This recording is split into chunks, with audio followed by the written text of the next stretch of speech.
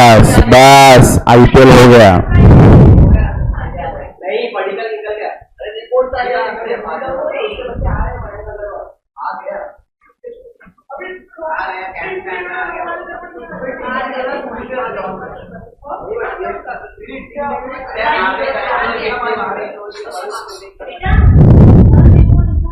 अरे આપણે રામ રાજ્ય જોઈએ। हाँ हाँ હું રાહ જોઉં છું બેટા એની।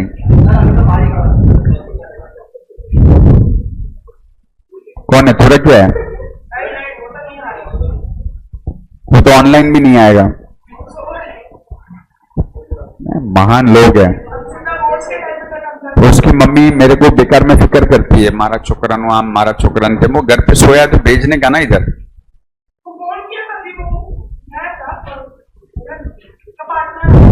बराबर।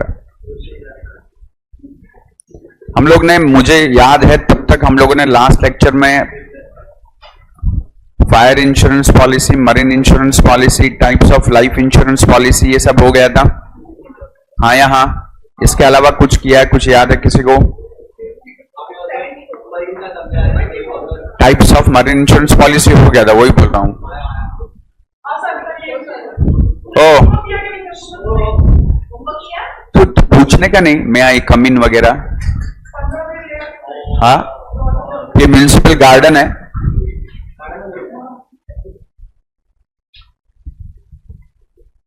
क्या? हाँ, किस चीज के लिए? लेट आने के लिए कि बिना पूछे अंदर आने के लिए? लेट आने के लिए। तो बिना पूछे अंदर आने के लिए सॉरी नहीं है तू, उसके लिए भी सॉरी है। तो 2 बार सॉरी बोलने का ना। क्या? हाँ, किस चीज के लिए? अरे 1 सेकेंड भाई। बिना पूछे अंदर आए उसके लिए, तो लेट आए उसके लिए सॉरी नहीं है कभी बोला?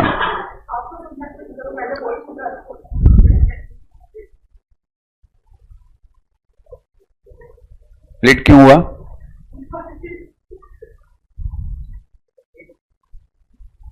लेट क्यों उठा? लेट सोया था, है ना?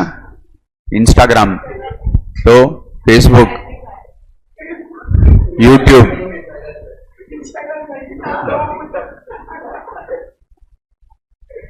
पसंद नहीं है मेरे को, मेरा क्लास में कोई लेट आएगा ऐसा बिना पूछे अंदर चला आएगा, मेरे को बहुत गुस्सा आता है। होमवर्क किया?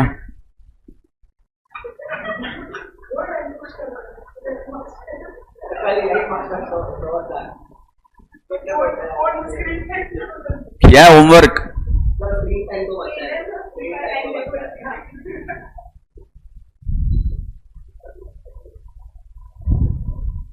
होमवर्क भी नहीं करता है, लेट उठता है, क्लास में भी लेट आता है, बिना पूछे अंदर चला आता है, और पूछता हूं तो ही करके हंसता है।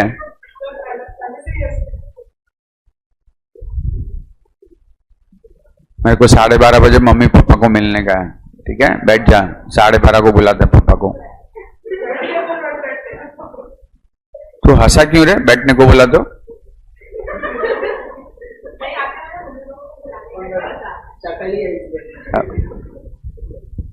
माफ कर दो भाई मेरे को। ईश्वर, लेट्स स्टार्ट।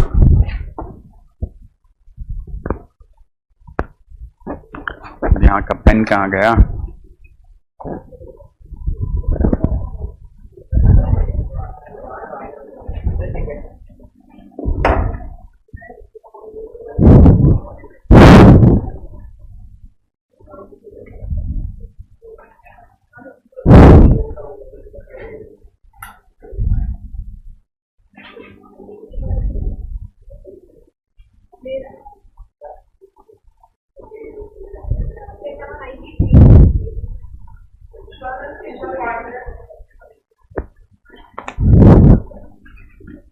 आप लोगों को वो बोलने के लिए बोला, वो भी तो कोई बोलता नहीं है।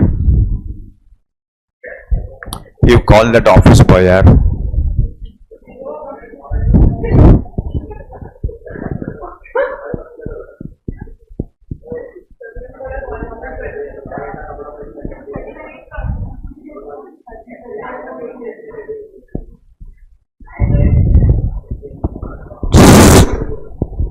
બધી વાતો કરે છે.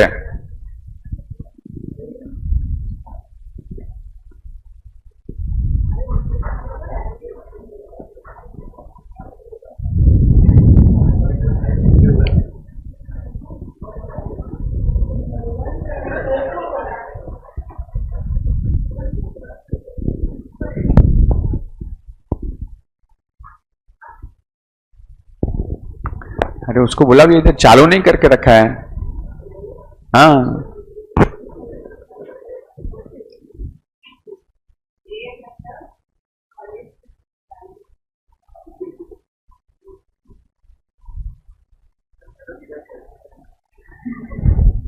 अभी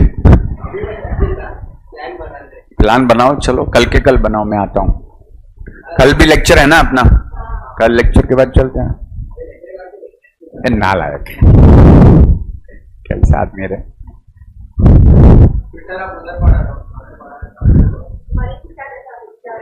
कल सवेरे मरीन चलते हैं. चलो. ये किधर है इसमें? ओसी का बुक किधर है? अरे तो लेक्चर के पहले कोऑर्डिनेट कर लेने का ना बेटा. कैसे पता चलेगा? कोई भी टीचर का लेक्चर है उसको पूछ लेने का पहले, उधर हेड ऑफिस में पूछ लेने का कैसे करने का. बरोबर है. तो फिर कैसे करेगा? मेरे को तो आता नहीं है, आपको आता नहीं है. मैं लेक्चर लूं कि नहीं लूं? पूछो उसको.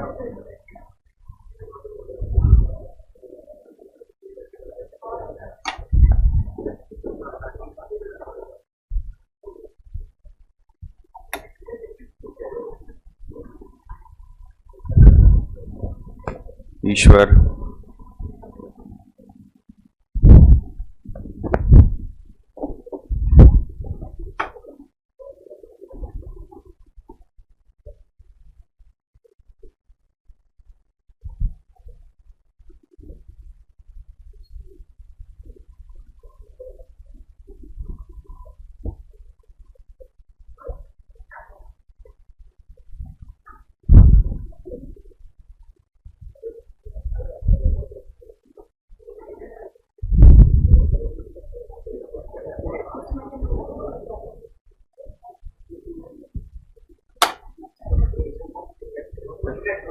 एक मिनट. अभी इसमें से डाउनलोड करने का ये माउस भी, कर्सर भी नहीं आ रहा है इसमें. मैं इधर से कर रहा हूं लेकिन कितना करेगा? सिलेक्ट कैसे करेगा इसको?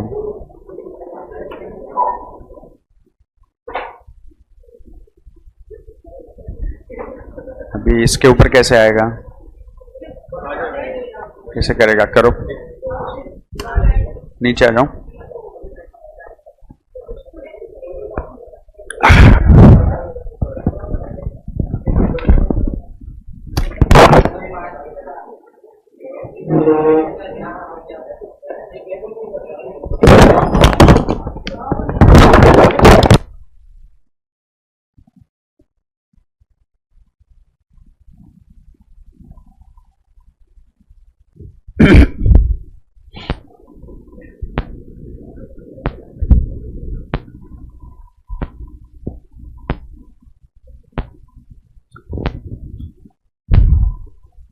So part of insurance we have covered everything. What is insurance? Principles of insurance, types of life insurance policy, type of fire insurance policies, and a type of marine insurance policies. Am I right? Hello? समझा कि समझा? Yes or yes? कोई yes और yes भी नहीं बोलता. कैसा कसम से इतना कमजोर हो गया ना सब लोग. Okay, the second part,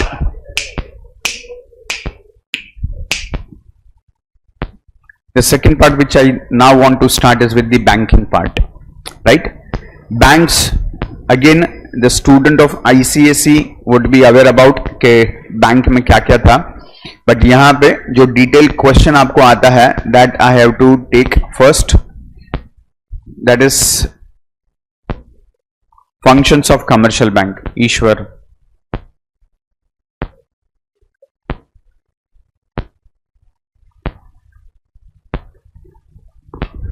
bank word हम सब लोगों ने सुना है, बराबर है? हाँ या हाँ? Yes. There are two types of bank. Please pay attention. There are two types of banks. Number one is called as a central bank. Another one is called as a commercial bank. अब ये दोनों में difference क्या है? Central bank जो currency note print करता है, गांधी बापू वाला जो नोट है वो प्रिंट करने का अधिकार, मतलब पूरे ऑल ओवर इंडिया में जितना भी पैसा है, फाइनेंस है, मनी है, उसको मैनेज करने का, उसको कंट्रोल करने का काम वो एक ही बैंक के पास है, जो भारत में उस सेंट्रल बैंक का नाम है Reserve Bank of India. Short form में हम उसको आरबीआई बोलते हैं। Then what is commercial bank?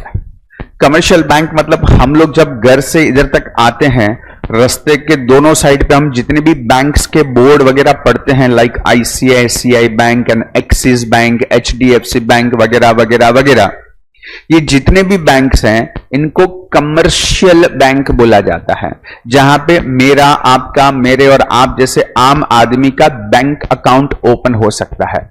मेरा और आपका बैंक अकाउंट रिजर्व बैंक में ओपन नहीं हो सकता, वो परमिशन नहीं है।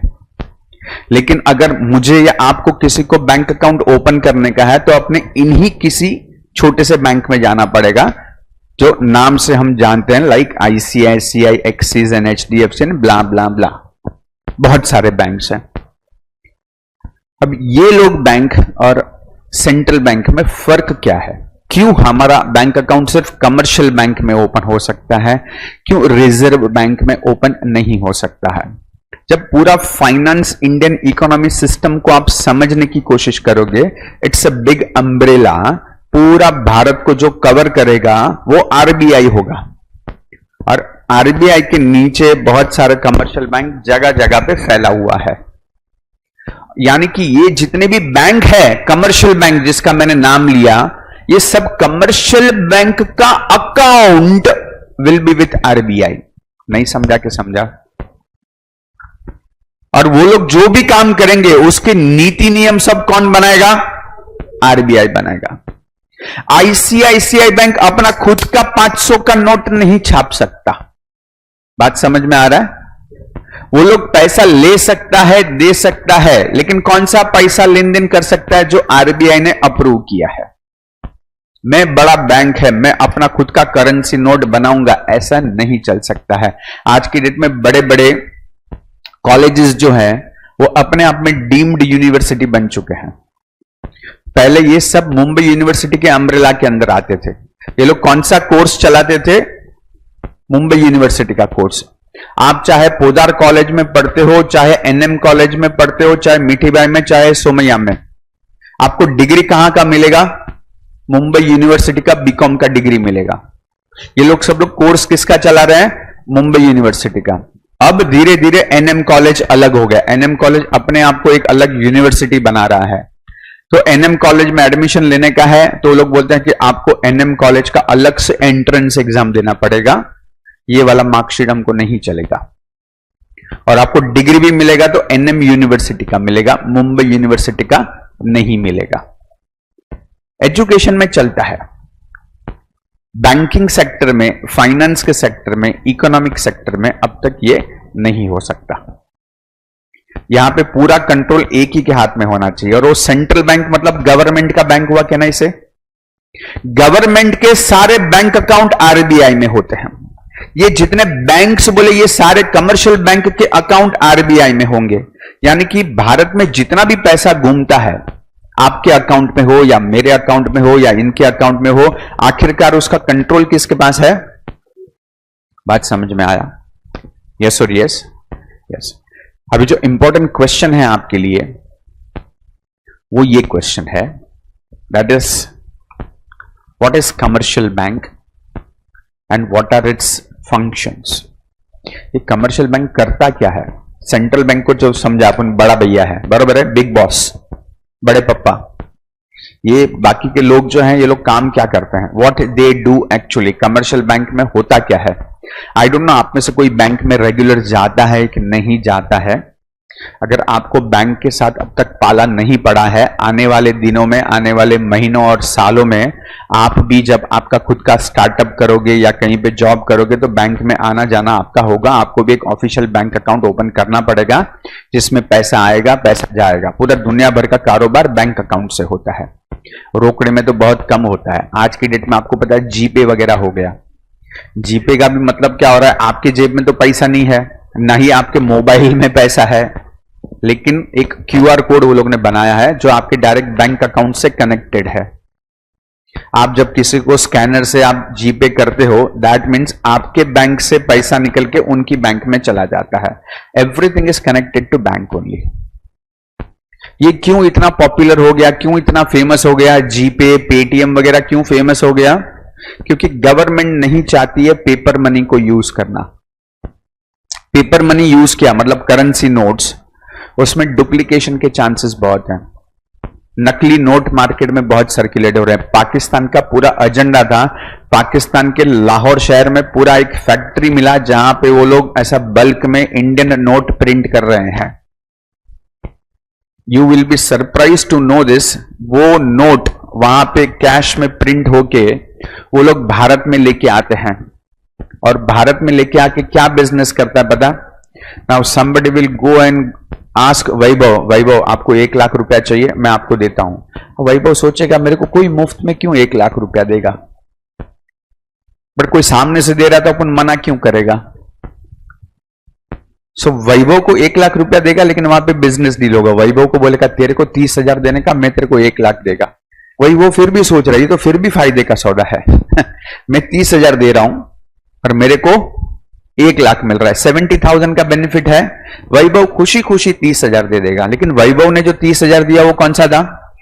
रियल करेंसी है। उसको कौन सा मिला? फेक करेंसी मिला।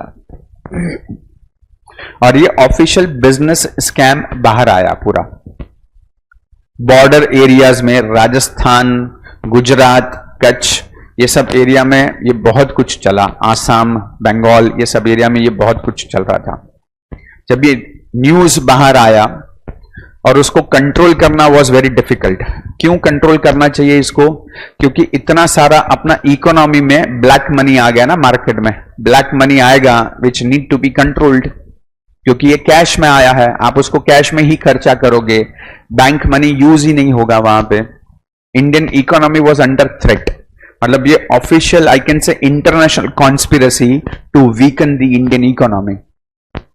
जब ये चीज स्कैम बाहर आया, इसके डिटेल डेप्थ में गया, पता चला ये पूरे भारत में अंदर अंदर तक घुस चुका है। And then there is a news के नरेंद्र मोदी अनाउंस डीमोनेटाइजेशन। उसको अनाउंस करना पड़ा इसके लिए कि आज रात को 12 बजे से 500 और 1000 रुपए के नोट बैन किए जा रहे हैं। पूरे नोट को ही बैन कर दिया उसने, और उसके बदले नए नोट। ये करना पड़ा अपने को। अभी गवर्नमेंट चाहता है कि ये यूज नहीं होना चाहिए क्योंकि इसमें डुप्लीकेशन का चांस है। तो गवर्नमेंट बोलता है जितना हो सके उतना बैंक से ट्रांजैक्शन करो।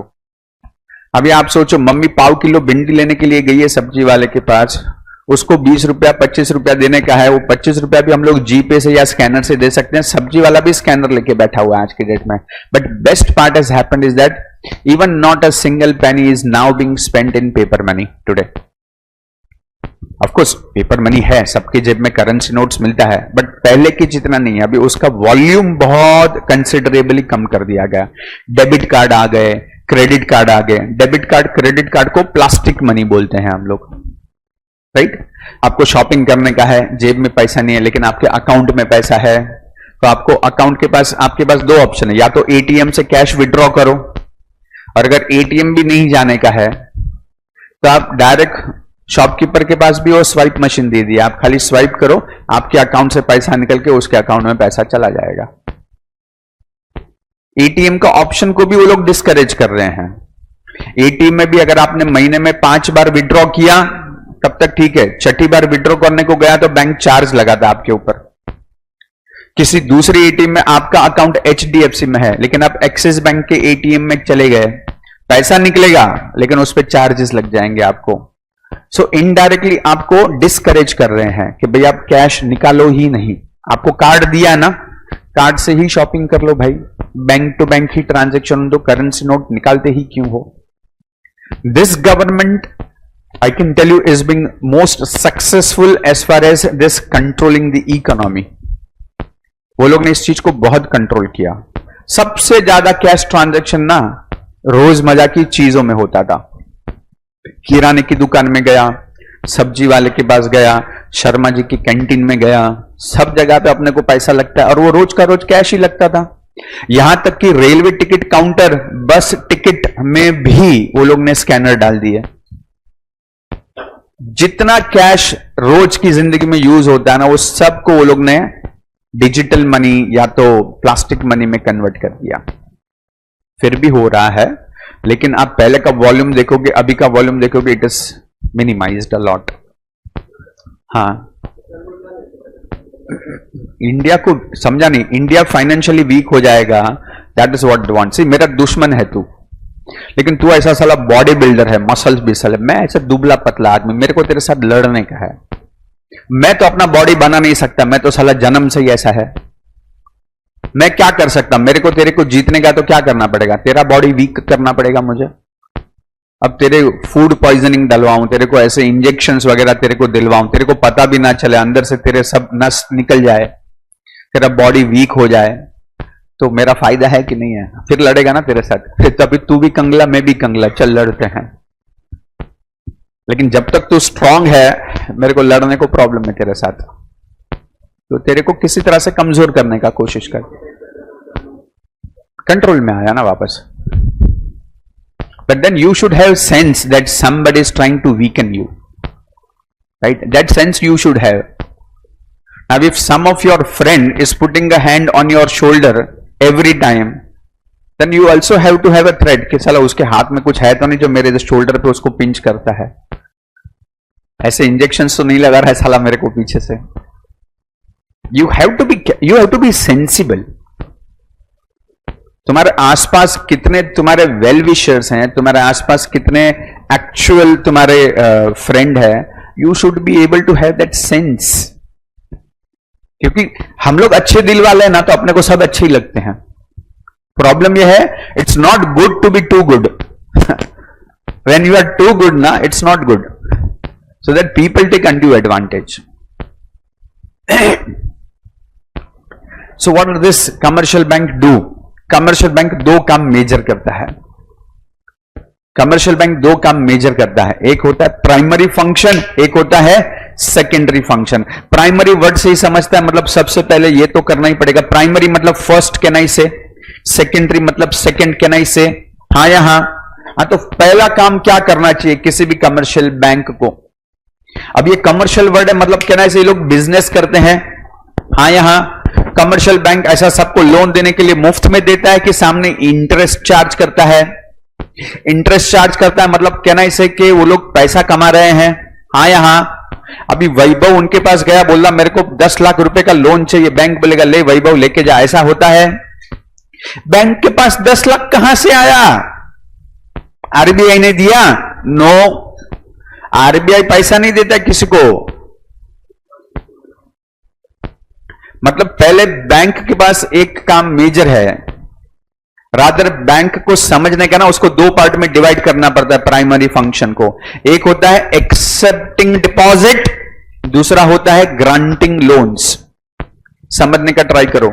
अगर मैं एक बैंक हूं, मैं एचडीएफसी बैंक हूं, मैं दो काम करता हूं, लोगों से पैसे लेता हूं, लोगों को पैसे देता हूं। लेकिन लोगों को पैसे देने के लिए लोगों से पैसा आना जरूरी है, तो लोगों से पैसा आना चाहिए, तो मैं पैसा लोगों से आए उसके लिए मैं 4 टाइप का सर्विस ऑफर करता हूं लोगों को।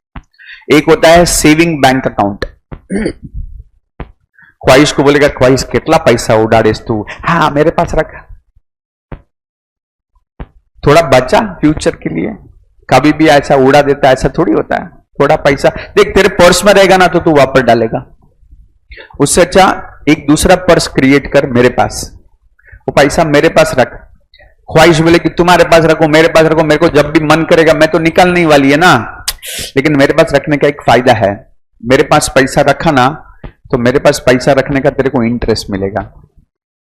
वो ख्वाहिश सोच दिया ये बराबर है, मतलब 100 रुपया रखा तो 102 मिलेगा, तो 2 रुपए का बेनिफिट है कि नहीं है। लेकिन वो खुद के पर्स में रखती तो 100 का 100 निकलता था, 100 का 102 नहीं हो रहा है। Something is better than nothing, yes और yes, yes. So I will offer saving bank account, उसमें उसको बेनिफिट है, तेरा ही पैसा है, जब चाहिए तब लेके जा, मेरे को पूछने का जरूरत नहीं है। बैंक में आके पैसा लेके जाओ, एटीएम से पैसा लेके जाओ, कार्ड दे दिया है, शॉपिंग करो, तुम्हारा ही पैसा है, वापरो, जब मन करे तब यूज करो पैसा। और ख्वाहिश सोच रही बात तो बराबर है। Then she will open a bank account which is called as savings account. I will offer her, मैं तेरे को 4% रेट ऑफ इंटरेस्ट देगा। 4 बोलेगा तो 100 पे 2 रुपया नहीं, 100 पे 4 रुपया, 104 मिलेगा। She will be more encourage, वो जाके प्रियांश को बोलेगी अरे नालायक तू भी यहाँ खातू खोल, काम हाउस है। उसको भी बोलेगा अरे मैंने ओपन किया, चल अपन सब लोग मिलकर ओपन करते हैं। People are encourage because you are getting better than before. 100 था, 104 मिल रहा है। करने का क्या है, खाली आपकी जेब के बदले मेरी जेब में रखने का है। लेकिन मैं खाए को 4 रुपया दे रहा है तुमको एक्स्ट्रा। अरे क्योंकि मेरे पास कोई तो लोन मांगने को आएगा 100 रुपया, मैं उसको बोलेगा 6 रुपया लगेगा इंटरेस्ट, उधर से 6 लेगा, आपको 4 देगा। अपना 2 रुपए का प्रॉफिट हुआ कि नहीं हुआ, समझा कि समझा। तुम लोग आपस में एक दूसरे को जानते नहीं हो, लेकिन बैंक इज अ मीडिएटर, जहां पे आप पैसा रख सकते हो, जिसको चाहिए वो मांगने को आ सकता है। ऑफिशियल इंस्टीट्यूट है। हेलो, समझ में आ रहा है? अब ये हो गया सेविंग अकाउंट। दूसरा एक सर्विस ऑफर करता है बैंक आपको, फिक्स्ड डिपॉजिट अकाउंट। हाँ, फिक्स्ड डिपॉजिट बोलेगा तो क्या सर, फिक्स्ड डिपॉजिट बोलेगा तो आपको आपके बर्थडे के दिन पापा ने एक साथ ऐसा 10,000 रुपया दिया, मजा नहीं लाइफ। अभी 10,000 रुपया दिया, लेकिन पापा ने इंस्ट्रक्शन दिया ये पैसा खर्चा करने का नहीं है, ये पैसा बचा के रखने का है। मतलब एक तरफ खुशी दूसरी तरफ गम। पैसा दिया लेकिन वापरने का नहीं है, तो क्या करेगा? पापा बोलते देख वो बैंक में तूने अकाउंट ओपन किया ना, अरे पापा उसमें तो मैंने ऑलरेडी पैसा रखा, उसमें तो खाली मेरे को 4 रुपया एक्स्ट्रा मिल रहा है। पापा बोलेगा चल अपन बैंक में जाते एक नया टाइप का अकाउंट ओपन करते हैं, उसको बोलते हैं फिक्स्ड डिपॉजिट अकाउंट। आज तेरा उम्र 16 साल 17 साल का है, तेरे को हायर एजुकेशन के लिए पैसा लगेगा बाद में, तो अब ये पैसा ना यहां से 5 साल के लिए टच नहीं करने का, बैंक में रखते। और बैंक इसमें एक्स्ट्रा बेनिफिट देता है। सेविंग अकाउंट में तो तू सवेरे पैसा रखा, दोपहर को निकाल दिया, राइट? दोपहर को रखा, वापस रात को एटीएम से निकाल दिया, क्योंकि तेरा ही पैसा है। As and when you want withdraw. Fixed deposit में there is a lock in period, you can not withdraw. अरे तो और नुकसान है पापा। नुकसान नहीं है, बेनिफिट है। 2 बेनिफिट है। एक बेनिफिट इसमें 4% मिलता था, अब इसमें आपको 6-7% इंटरेस्ट मिलेगा। इंटरेस्ट बहुत ज्यादा मिल रहा है। 5 साल के लिए रखा, हर साल 7%, हर साल 7, मतलब 5 साल के लिए रखा, कहना इसे 35 रुपीज एक्स्ट्रा हो गया। मतलब 5 साल के बाद जब 100 रुपया निकालने को जाओगे तो 135 रुपया मिलेगा आपको। Isn't it good amount? बैठे बैठाए अगर घर में रखा होता, 5 साल के बाद कबर्ड ओपन करेगा तो 100 रुपए का 100 रुपया ही निकलेगा, लेकिन ये वाला कबर्ड 5 साल के बाद ओपन करेगा तो 100 का 135 मिल रहा है अपने को। दूसरा benefit, it actually develops habit in you to control your savings. आपकी आदत जो है ना खर्चा करने की, उसको आप अपने आप कंट्रोल कर लेते हो जब आपको बोला कि इसको हाथ लगाने का नहीं है, और हाथ नहीं लगाएगा उसका बोनस मिल रहा है तुमको, क्योंकि आपने हाथ नहीं लगाया 5 साल, तो मैं आपको 35 रुपया एक्स्ट्रा दे रहा हूं। अब ये फायदे का सौदा है। ये भी बैंक आपको सर्विस देता है। इसके लिए कौन सा अकाउंट ओपन करना पड़ता है? Fixed deposit account. मिल सकता है। See there are no rigidity on that, but you have to decide.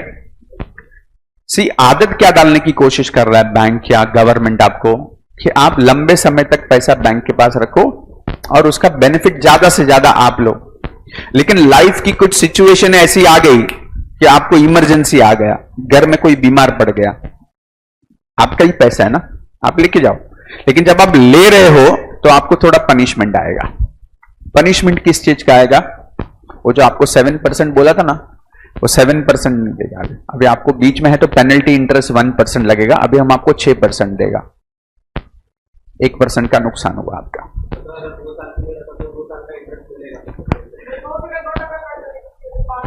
ऐसे नहीं होता, ऐसे मैं आपको समझाता हूं, बताता हूं। अरे यार अभी ये लोग है ना,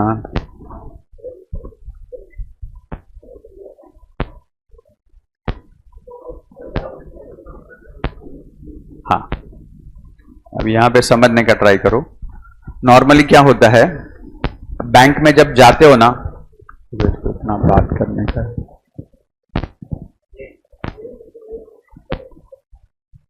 तो आरबीआई में काम करता है,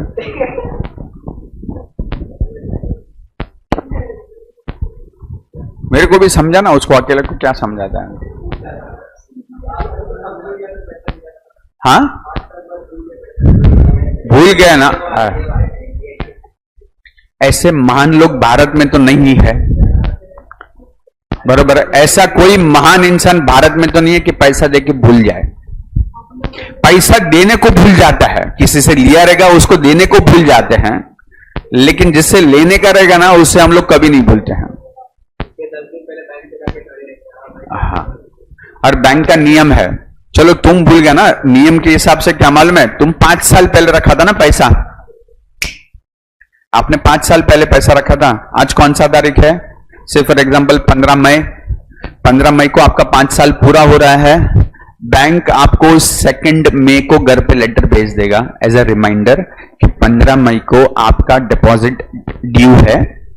आपके पास 2 ऑप्शन है, या तो आप 15 मई को आके आपका पैसा लेके जाओ, और अगर आपको जरूरत नहीं है तो बैंक आपको फिर से अगले 2 साल 3 साल 5 साल के लिए ऑफर कर रहा है, फिर से पैसा रखो, फिर से आपको इंटरेस्ट मिलेगा। बट बैंक आपको सामने से लेटर रिमाइंडर देता है। अब इसमें भी वर्स्ट सिनेरियो कि अब आपने वो एड्रेस पे रहते ही नहीं हो, मैं ऑल पॉसिबिलिटीज काउंट कर रहा हूं, अब आप उस एड्रेस पे रहते ही नहीं हो, then bank has no obligation. It is your duty, if you change your address as per the rule, you have to inform to the bank that you have changed your address, so that bank will make a change in their system. तो bank आपके नया address पे letter भेज देता। अब आपने ही आपका नया एड्रेस बैंक को नहीं दिया, बैंक की गलती नहीं है। आरबीआई इससे भी एक कदम आगे चला, आपको छठे साल में याद आया, 1 साल बाद और पैसा तो बैंक में ही पड़ा है। किसका पैसा है? आप ही का पैसा है, सुरक्षित है। 1 साल का ब्याज भी बैंक आपको देगा, इवन इफ यू फॉरगॉट। आप 1 साल के बाद जाओ तो भी आपको उस 1 साल का इंटरेस्ट भी एक्स्ट्रा मिलेगा। देखो, बैंक बैंकरप्ट हो गया तो पूरे गांव में ढिंडोरा पिट जाएगा। तेरे को मालूम है मेरा बैंक लूट गया, मतलब मैं भी लूट गया। एज पर आरबीआई रूल, आप किसी भी बैंक में पैसा रखते हो, आई मीन टू से किसी भी कमर्शियल बैंक में पैसा रखते हो, your fixed deposit up to ₹1 lakh is secured by RBI. लेकिन आपने तो 10 लाख रुपया रखा था, तो 9 लाख डूब गया आपका, तो बैंक डूब गया ना। आपने बोला ना बैंक उड़ गया मेरा, क्या कुछ तो क्या, जब उड़ गया का मतलब क्या होता है? कितने भी बना सकते कर सकते हैं ना, हाँ मिलेगा ना।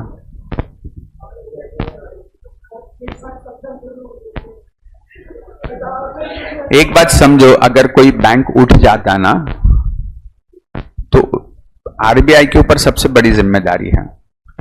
हजारों बैंक में से एक बैंक उठ गया, अंडरस्टैंड। अच्छा, आपको दूसरे बैंकिंग के नियम ना आपको मालूम नहीं है। आरबीआई के रूल के हिसाब से समझो ये बैंक है, वैभव बैंक है, वैभव बैंक की हालत खराब है, बरोबर है, लेकिन वैभव बैंक का ऑडिट, वैभव बैंक का profit and loss account, balance sheet उसको हर 3 महीने में आरबीआई को देने का है।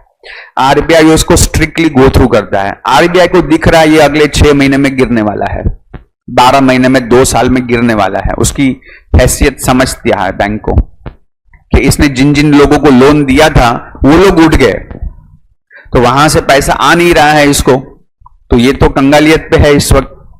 आरबीआई ना अपनी वेबसाइट पे, ऑफिशियल वेबसाइट पे वैभव बैंक का नाम रेड कर देता है, कस्टमर को सूचित किया जाता है, और ये यहां तक है कि वैभव बैंक को बोला जाता है कि तू खुद अपनी बैंक के हर ब्रांच पे ये नोटिस लगाएगा कि तेरी हालत क्या है। सो जिसको विड्रॉ करने का कर ले अभी। लेकिन हम लोग बैंक में जाते हैं लेकिन कोई देखता नहीं है। अक्लमंदी यह है कि आपको आरबीआई की वेबसाइट हर महीने में एक बार चेक करना चाहिए कि भाई मेरा जिस बैंक में अकाउंट है उसका कंडीशन क्या है, उतना ही आपको देखने का है। आरबीआई ये सब अपडेट करता है अपनी वेबसाइट पे, but we don't check. So we can not blame to RBI कि मेरे को बोला नहीं, ऐसा कैसा फालतू बैंक है। हम बोल रहे थे पिछले 2 साल से, उसको रेड फ्लैग करके रखा है हमने। आपको टाइम नहीं है, लगाना पड़ता, कंपल्सरी है। अच्छा तू अच्छा बैंक है, तेरी तबियत भी ठीक है, कोई प्रॉब्लम नहीं है, फिर भी तेरे को तेरी बैंक में नोटिस लगाना पड़ता है कि कस्टमर को सूचित किया जाता है कि आप रेगुलरली आरबीआई की वेबसाइट पे विजिट करें। आज ठीक है, कल खराब हो सकता है कि नहीं, तबियत अपना हो सकता है। अरे सर्वे करने का जरूरत ही नहीं है, उनके सारे डॉक्यूमेंट पेपर सब आरबीआई की विजिलेंस में होते हैं। जो कुछ हो रहा है ना, इट इज थ्रू आरबीआई। तेरे अकाउंट से पैसा निकल के मेरे अकाउंट में आया ना, तो it is through RBI, direct नहीं होता। अपने को लगता है मैंने ऐसा क्लिक किया, पंकज सर के अकाउंट में पैसा चला गया, बट वो क्लिक आरबीआई से आता है। RBI is called as a clearing house. नहीं, आप सबके पास नोट है, करेंसी नोट है, किसी के पास कोई ना कोई 10, 20, 50, 100, 200, 500। देखो देखो देखो, चेयरमैन और गवर्नर में बहुत फर्क होता है।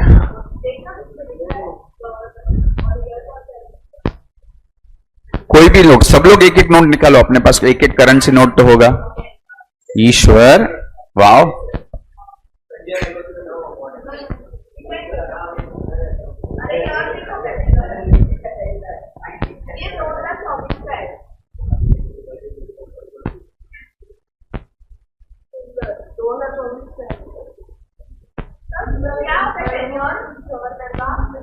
ऐसा कोई फिक्स टेन्योर नहीं है।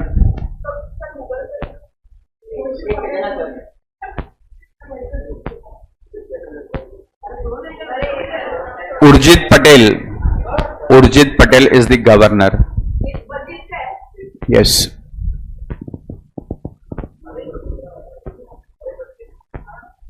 अभी ध्यान से सुनो, मैं जो समझाने की कोशिश कर रहा हूं आप लोगों के लिए बहुत हाई लेवल है, लेकिन फिर भी ट्राई करता हूं। अगर आप लोगों को समझा तो आपको इकोनॉमिक समझ गया भारत का, उतना समझ लेना।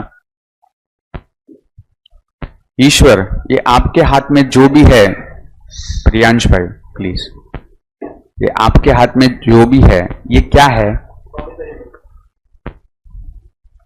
ये पैसा है? ये पैसा नहीं है। This is not money actually. अगर आप ये नोट में ध्यान से देखोगे, जहां पे आपने आरबीआई का सिग्नेचर देखा, उसके ऊपर देखो क्या लिखा है। मैं धारक को 100 रुपये अदा करने का वचन देता हूं, और इंग्लिश में लिखा है I promise to pay the bearer the sum of ₹100।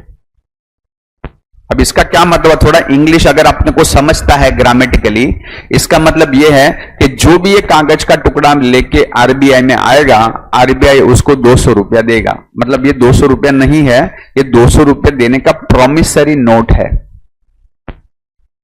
यानी कि आप समझो पैसा आरबीआई के पास ही पड़ा है, हम लोग तो ऐसे ही खाली उसका घुमा रहे हैं कागज। Money is with bank only, money is with RBI. Entire economy print होके आरबीआई के पास रहता है, उसका प्रॉमिसरी नोट हम लोग घुमाते हैं। और इसके लिए बैंक टू बैंक ट्रांजैक्शन में भी कुछ भी करेगा, आरबीआई को पता चला इसने दिया इसने लिया, उधर ट्रांजैक्शन में आता है। And that's why government want to discourage this promissory note का डीलिंग। इसमें डुप्लीकेशन होता है। तो गवर्नमेंट का एक कैलकुलेशन है कि गवर्नमेंट ने समझो 50 लाख करोड़ रुपया भारत में प्रिंट करके रखा है, तो ये एक्स्ट्रा कहां से आया? एक्स्ट्रा आएगा तो इन्फ्लेशन आएगा, इन्फ्लेशन आएगा तो महंगाई आएगा, महंगाई आएगा तो भारत का इकोनॉमी गिरेगा।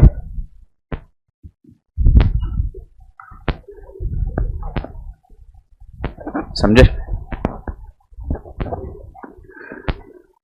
सो I was talking about fix deposit. अगर आप बैंक में रखने के लिए जाते हो ना, बैंक आपको 30 दिन का भी देता है फिक्स डिपॉजिट, खाली 30 दिन के लिए पैसा रखने का आपको, ओनली 30 डेज। बैंक बोलेगा we will give you 4.25% rate of interest. अगर आप 31 दिन से लेके 150 दिन पैसा रखना चाहते हो, देन बैंक से we will give you 4.5% rate of interest. अगर आप 151 से लेके 280 डेज आप पैसा रखना चाहते हो, तो बैंक बोलेगा वी विल गिव यू 4.75%। आप 280 डेज से 365 डेज रखना चाहते हो, बैंक से we will give you 5% rate of interest. आप 1 ईयर से लेके 3 ईयर पैसा रखना चाहते हो, बैंक बोलेगा 6% rate of interest. You want to keep it between 3 years to 5 years in between, bank से we will give you 7% rate of interest. ये ऐसे चार्ट होते हैं। आपको जो सहूलियत है उसके हिसाब से पैसा रखो। थोड़ा कम ड्यूरेशन के लिए रखोगे, थोड़ा कम इंटरेस्ट मिलेगा।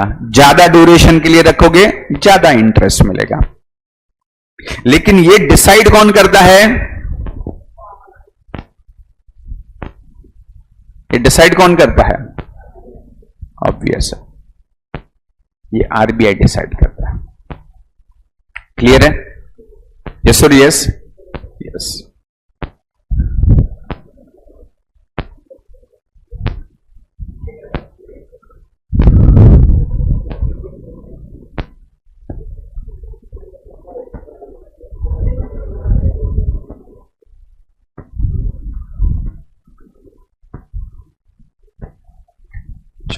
So now we have to understand this.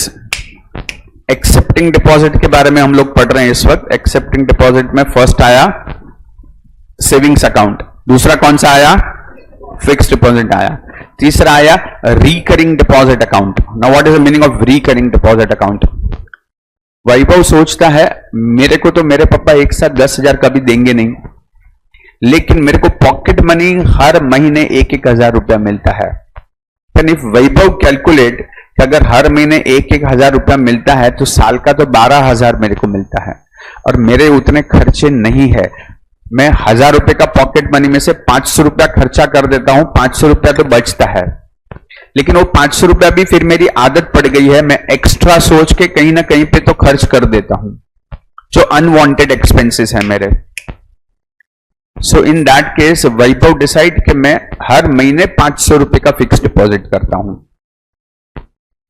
बात समझने का ट्राई करो। हर महीने 500 रुपए का फिक्स डिपॉजिट तो मगज मारी ना। हर महीने बैंक में जाओ, हर महीने वापस से 500 रुपए डिपॉजिट करो, वापस से उसका फिक्स डिपॉजिट का रिसिप्ट वो भी वापस से बचा के संभाल के रखो, वापस अगले महीने वापस दूसरा रसीद मिलेगा, तीसरे महीने तीसरा रसीद मिलेगा। थोड़ा गड़बड़ है। अच्छा, आप डिपॉजिट कितना किया? 10,000 नहीं किया, कितना कर रहे हो? सिर्फ 500 रुपया। तो बैंक बोलता है चिंता मत करो वैभव भाई, आपके पास उसका भी ऑप्शन है। आपको एक नया बैंक अकाउंट हम ओपन करके देते हैं, जिसको बोलते हैं रिकरिंग डिपॉजिट अकाउंट, जिसमें आपको प्रॉमिस करना है सिर्फ कि आप अगले 3 साल के लिए हर महीने 500 रुपया डिपॉजिट करते रहोगे। इसमें बैंक एक फैसिलिटी और देता है। बैंक बोलता है आपको बैंक में आने का जरूरत नहीं है, हम घर पे आके आपसे पैसा लेके जाएंगे। हर महीने का तारीख फिक्स रखेंगे, आप 500 रुपया दे दो, हम आपको उधर घर में बैठ के ही रसीद बना के दे देंगे। 500 फॉर 12 महीना, कितना हुआ? 6,000 इंटू 3 ईयर, कितना हुआ? 18,000 हो गया। लेकिन अब हम इसके ऊपर आपको इंटरेस्ट भी दे रहे हैं। इंटरेस्ट कितना देगा?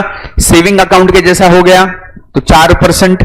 फिक्स डिपॉजिट है तो 7%, ये दोनों के बीच का है, तो 5.5% हम आपको इंटरेस्ट देगा।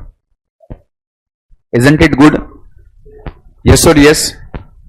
अब इसमें क्या बेनिफिट है, आपको कंपलसरी सेविंग का आदत डाल दिया। आपको बोला है हर महीने 500 तो हम लेने के लिए आएगा आपके घर पे भाई, you have to deliver 500, so it develops compulsory savings in you and then it gives interest also. Interest भी सेविंग अकाउंट से ज्यादा मिल रहा है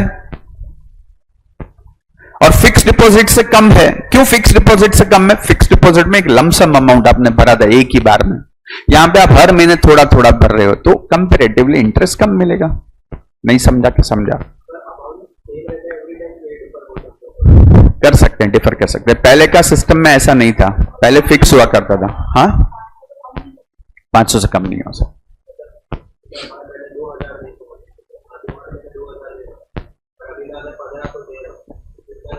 नहीं चलता ऐसा।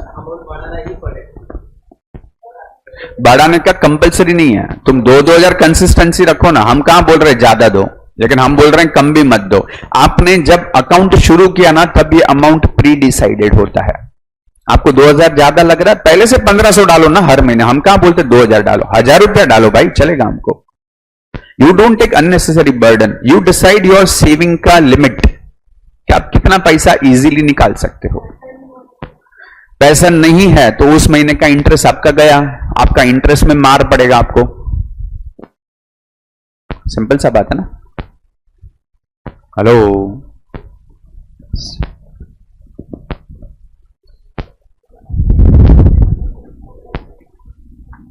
एंड लास्ट वन होता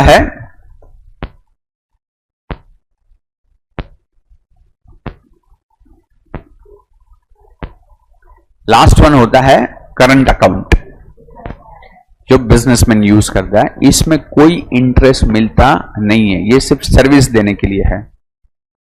आप बिजनेस कर रहे हो, बिजनेस में पैसा आएगा, पैसा जाएगा, हम आपका लेन देन को कंट्रोल करेंगे आपके लिए, बस और कुछ नहीं है। ठीक है, इसमें कोई भी इंटरेस्ट मिलता नहीं है, दैट इज करंट अकाउंट। अब ये 4 चीज हमने क्या पढ़ा, ये 4 चीज से बैंक को क्या फायदा होगा? पैसा आ रहा है, ये चारों चीज में पैसा क्या हो रहा है? बैंक के अंदर आ रहा है ना। Accepting deposit by this 4 ways, either आप सेविंग अकाउंट ओपन करो, आप चाहे फिक्स डिपॉजिट अकाउंट ओपन करो, आप रिकरिंग डिपॉजिट अकाउंट ओपन करो, आप करंट अकाउंट ओपन करो। हर एक जगह पे हो क्या रहा है? Money flowing from you to the bank. Am I right? अब बैंक के पास ऐसा करके बैंक ने 100 करोड़ जमा कर लिया। अब 100 करोड़ जमा किया, लेकिन सबको प्रॉमिस भी तो किया ना इंटरेस्ट देगा, किधर से देगा? तो ये 100 करोड़ रुपए का लोन देना जरूरी है, बैंक के लिए कंपलसरी हो जाता है कि पैसा है तो देना तो पड़ेगा। तो that is the second function, that is called as granting loans. Bank loan देता है। तो जब डिपॉजिट लेने के 4 तरीके हैं, लोन देने के 3 तरीके हैं। 3 तरीके से लोन देता है बैंक आपको, जिसमें एक फर्स्ट वन जो आपको दिया है that is actual loans. What is actual loan? Actual loan में वापस 3 टाइप है, short term loans, mid term loans and long term loans. Sir समझा नहीं, शॉर्ट टर्म लोन बोलेगा तो क्या? अरे भाई साहब, आप यहां से नीचे दुकान आएगा विजय सेल्स करके, अगर आपने सुना होगा, क्रोमा करके आपने सुना होगा। आपको घर के मम्मी के लिए आपको एक रेफ्रिजरेटर लेने का है, आपका फ्रिज बहुत टाइम से पुराना हो गया, नया फ्रिज लेने का है। फ्रिज का कीमत 35,000 है। आपने अभी अभी थोड़ा बहुत कमाने को शुरू किया है, 35,000 नहीं है आपके पास, लेकिन आपके पास सिर्फ 10,000 है। तो आप क्या करते हो? बैंक में जाते हो या डायरेक्ट विजय सेल्स में जाते हो, वो भी आपका बैंक से काम करवा के देता है। विजय सेल्स को बोलेंगे भाई साहब ये मेरे पास 10,000 रुपया है, लेकिन मेरे को 35,000 का फ्रिज चाहिए। तो लोन कितने का हुआ? 25,000। विजय सेल्स बोलेगा ठीक है हम आपको दे देते हैं फ्रिज, लेकिन ये 25,000 आप हमको वापस कब दोगे? आप बोलेंगे 25,000 वापस करने के लिए मैं हर महीने 2-2 हजार रुपया आपको दे देगा। हर महीने 2-2 हजार मतलब 12 महीने में 24,000 हो गया कि नहीं हो गया? मैं अभी आपको 10,000 के बदले 11,000 दे देता हूं, लोन टोटल हो गया 24,000 का। हर महीने 2-2 हजार देगा तो आपका लोन पूरा हो जाएगा। समझ में आ रहा है? आपका और मेरा जो व्यवहार है ये 12 महीने में खत्म हो गया, तो इसको कौन सा लोन बोलेगा? Short term loan. समझा कि समझा? लेकिन अभी प्रियांश को जरूरत पड़ा मस्त से बुलेट लेने का, अपने को बाइक लेने का है, शो शाइनिंग करने का, अपने को कॉलेज में जाके ऐसा ऐसा बाल उड़ाने का है, ऐसा ऐसा घूमने का है अपने को गर्लफ्रेंड के साथ। हाँ, लेकिन बाइक लेने के लिए गया, बाइक का कीमत है 2 लाख रुपया। वही ये अपने को सोच रहा है साला अपनी जेब में तो खाली 50,000 रुपया है, तो 50,000 रुपया लेके वो शोरूम में जाएगा, शोरूम को जाके बोलेगा देखो वो 2 लाख वाला बाइक है ना मेरे को चाहिए, लेकिन मैं 50,000 दे सकता है, मेरे को 1.5 लाख लोन पे चाहिए। वो बाइक वाला बोलेगा ठीक है आप लेके जाओ। और 1.5 लाख रुपया वापस कैसे दोगे मेरे को? 1.5 लाख वापस करने के लिए वापस प्रियांश उसको बोलेगा हमें अगले 3 साल में आपको 50,000 50,000 50,000 करके दे देगा। हर साल 50,000 करके देगा तो 1.5 लाख हो गया पूरा। क्या करेगा? थोड़ा इंटरेस्ट चार्ज करेगा ना मेरे को। अच्छा, हर साल 50,000 बोलेगा तो डिवाइड बाई 12 करेगा तो वापस महीने का 4,000 रुपए का ईएमआई आएगा। भाई साहब 2 लाख का बुलेट चला रहा है और खाली हर महीने 4-4 हजार का ईएमआई भर रहा है। मत जानी लाइफ। लोन कितना साल चला? 3 साल। तो इसको कौन सा लोन बोलेगा? Mid term loan. समझा के समझा? समझा के समझा? यस। अभी तुरकिया का शादी हो गया, इतना सीरियस मत तो भाई, मैं खाली सोचने के लिए बोल रहा हूं, होने नहीं वाला है।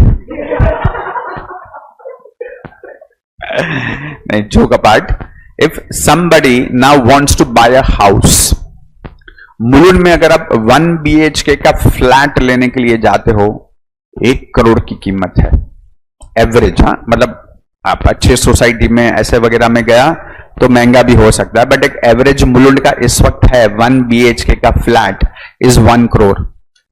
Now the Turkia like person is thinking bloody I have only 20 lakh rupees with me। 20 lakh में 1 करोड़ का घर तो मिलने से रहा अपने को, but still he can go to bank and bank को जाके बोलेगा मेरे को 80 लाख रुपए का लोन चाहिए क्योंकि मेरे को 1 करोड़ का घर खरीदने का है। बैंक बोलेगा ओके हम आपको 80 लाख का लोन देते हैं। ये 80 लाख रुपया आप हमको दोगे कब? तो रखा बोलता है ये 80 लाख रुपया मैं आपको अगले 20 सालों में थोड़ा थोड़ा थोड़ा थोड़ा करके दे देगा। 80 लाख रुपया अगले 20 साल का ईएमआई अगर आप कैलकुलेट करोगे तो आपको हर साल 4 लाख रुपए का ईएमआई आएगा। और हर साल 4 लाख रुपए का ईएमआई का बात करेगा तो यू कैन से एवरेज हर महीने 30,000 का ईएमआई आएगा। मैं भाड़े के घर में रहता हूं, उधर का भाड़ा 30,000 रुपया है, ये बैंक को 30,000 दे दिया, साला घर तो मेरा हो गया। तो आप बैंक को 30,000 रुपए अगले 20 साल तक भरते रहो, आपका 80 लाख रुपए का पेमेंट हो गया बैंक को। 20 साल पूरा हुआ, आप घर के मालिक बन गए। और अगर गलती से अगर आप ईएमआई नहीं भर पाए तो बैंक आपको घर से निकाल देगा। ये नियम है, इसमें हंसने का तो बात ही नहीं है, ये नियम है। फॉर दैट मैटर प्रियांश ने बुलेट लिया था, हर महीने 4,000 का ईएमआई देने का था। जिस दिन 4,000 का ईएमआई नहीं आया, बाइक को टो करके लेके जाएंगे वो लोग। वो तो कंपलसरी है। आपने फ्रिज का भी 2,000 का ईएमआई नहीं दिया तो फ्रिज घर से उठा के लेके जाएंगे वो लोग, क्योंकि जब तक आप लोन भरपाई नहीं कर देते हो, वो जो भी चीज आपके पास है, आपका पोजेशन आपके पास है, बट ओनरशिप किसके पास है? There is a difference between possession and ownership. You are in possession of fridge, you are in possession of bullet, you are in possession of that flat, but owner is the bank. और जिस दिन आप EMI में चूक गए, bank ownership ले लेगा अपने हाथ में, पूरी तरह पोजीशन भी ले लेगा अपने हाथ में। ओनर तो है ही, पोजीशन भी ले लेगा। तो ये 20 साल का लोन था, इसको कौन सा लोन बोलेगा? लॉन्ग टर्म लोन, समझा कि समझा? अरे हर जगह पे बैंक आपसे इंटरेस्ट तो चार्ज करेगा ही करेगा। एंड सिंपल लॉजिक के हिसाब से आपको यहां पे मैंने बताया कि बैंक आपको बोल रहा है 5 साल के लिए पैसा रखो, हम आपको 7% इंटरेस्ट देंगे। इसको 5 साल के लिए लोन दिया, इसको बोलेगा 9% इंटरेस्ट लगेगा। तो इससे 9% इंटरेस्ट लेके आपको 7% दिया, बैंक ने 2% का प्रॉफिट किया। वो 2% का प्रॉफिट कर रहा है, इसके लिए उसको कमर्शियल बैंक बोलते हैं। चैरिटी करने के लिए बैंक ओपन नहीं किया है, कमाने के लिए बैंक ओपन किया है। समझा कि समझा? हेलो,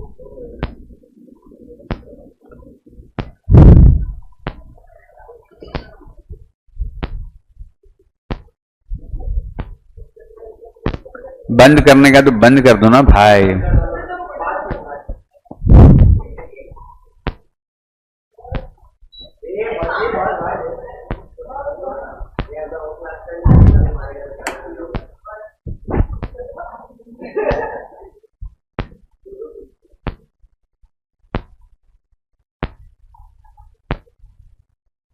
बहुत ठंड लग रहा था। ईश्वर ईश्वर ईश्वर ईश्वर। चलो, सेकंड होता है, ये हो गया लोन। दूसरा होता है एडवांसेस, मतलब जहां पे बैंक आपको एडवांस पैसा दे रहा है। उसके और 2 तरीके हैं, रादर 3 तरीके हैं। एक होता है कैश क्रेडिट। कैश क्रेडिट का मतलब क्या हुआ? मान के चलो, एक छोटा सा एग्जांपल दे रहा हूं। आपका मोबाइल फोन का दुकान है, आपका मोबाइल फोन का दुकान है, तो आप हर कंपनी का एक हैंडसेट रखोगे आपकी दुकान में, या एक से ज्यादा भी रखोगे? जो मार्केट में ज्यादा चल रहा है वो आपके दुकान में डिस्प्ले में होगा कि नहीं होगा? होगा। अब मान के चलो आपके दुकान में ऑलरेडी 10 लाख रुपए के मोबाइल हैंडसेट पड़े हुए हैं, और वही टाइम पे मार्केट में और एक नया कंपनी का नया मोबाइल मार्केट में आया जो एकदम पॉपुलर हो गया है। अब आपको क्या चाहिए कि आपके पास उसका डिस्ट्रीब्यूटरशिप होना चाहिए, बिजनेस का फायदा उठाने का ना। इस वक्त जो मार्केट में सबसे ज्यादा चल रहा है, तो तुम चाहेगा ना कि मैं भी उसमें पैसा कमाऊं। लेकिन अगर आपको उस कंपनी का प्रोडक्ट खरीदने का है कंपनी से, तो कंपनी बोलता है मिनिमम 5 लाख का गुड्स खरीदना पड़ेगा आपको, मिनिमम 5 लाख के हैंडसेट लेने पड़ेंगे आपको, और आपकी जेब में उस वक्त 5 लाख नहीं है, तब बैंक में लोन लेने को जाएंगे। बैंक एक ही कंडीशन पे लोन देता है कोई भी चीज का, अगर आपको पहले 3 लोन में समझ में आ रहेगा तो। ओनरशिप बैंक अपने पास रखता है। कोई भी चीज आप खरीदते हो, आपने फ्रिज खरीदा, आपने मोटरसाइकिल खरीदा, आपने घर खरीदा, ओनरशिप बैंक के पास है। यहां पे तो आप कुछ खरीद नहीं रहे हो, अगर जो भी आप खरीदोगे वो दूसरे मोबाइल फोन है, वो तो आप बेचने के लिए खरीद रहे हो वापस, बिजनेस के लिए ना वो तो उसमें बैंक अपना ओनरशिप कैसे बताएगा? मॉर्गेज भी क्या रखेंगे? तो आपका दुकान का जितना स्टॉक है ना, वो आप मॉर्गेज कर देते हो। आपको बैंक को प्रूव करके बताना पड़ता है कि देखो मेरे दुकान में आप कभी भी आएंगे ना, आपको 10 लाख का सामान तो दिखेगा ही दिखेगा। 10 लाख के handset at any given point of time होते ही होते हैं। आप मेरे को 5 लाख का लोन दो, ये सारा स्टॉक आपका, जब तक मैं आपको 5 लाख दे नहीं देता। और 5 लाख देने के लिए एज एंड व्हेन उसके ईएमआई फिक्स नहीं होते हैं। मेरे को फ्रीडम है कि मेरे को जब जितना पैसा बैंक को देने का मैं देते रहेगा, और जब तक नहीं देगा बैंक उसके ऊपर इंटरेस्ट चार्ज करते रहेगा। और बैंक को मेरे को हर महीने स्टॉक का स्टेटमेंट भेजने का है कि मेरे पास आज 30 अप्रैल को मेरे पास कितना स्टॉक है। 1 तारीख को आके बैंक का आदमी चेक करेगा कि आपने जो लिस्ट भेजा था उसके हिसाब से स्टॉक है कि नहीं है। आपका काम हुआ कि नहीं हुआ? 5 लाख मिला कि नहीं मिला?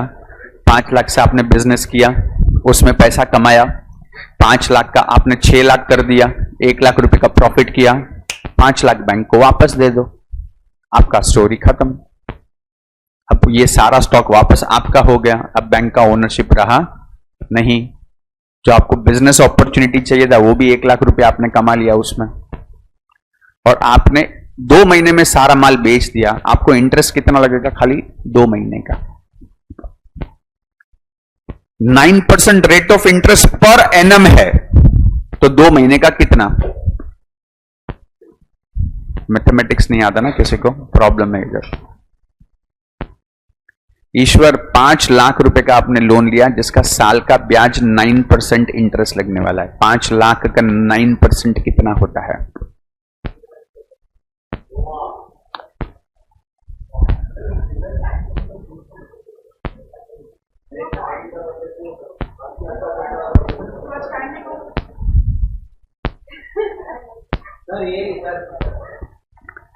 पांच लाख का 9% कितना होता है?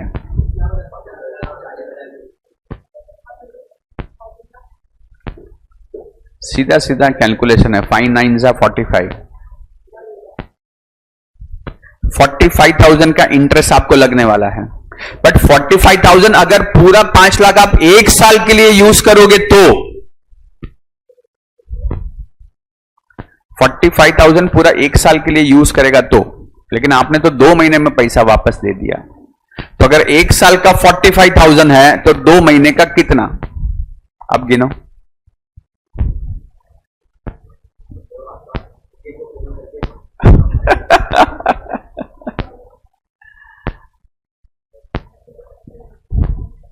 नहीं समझ रहे हैं ना?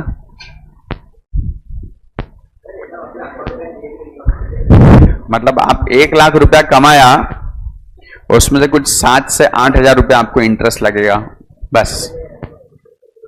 लेकिन 5 लाख रुपया मिल गया आपको काम करने के लिए, जिसमें से आप 1 लाख रुपए का प्रॉफिट करके गए और उसमें से 7 हजार 8 हजार बैंक को इंटरेस्ट दे दिया, तो भी आप 92-93,000 के बेनिफिट में हो।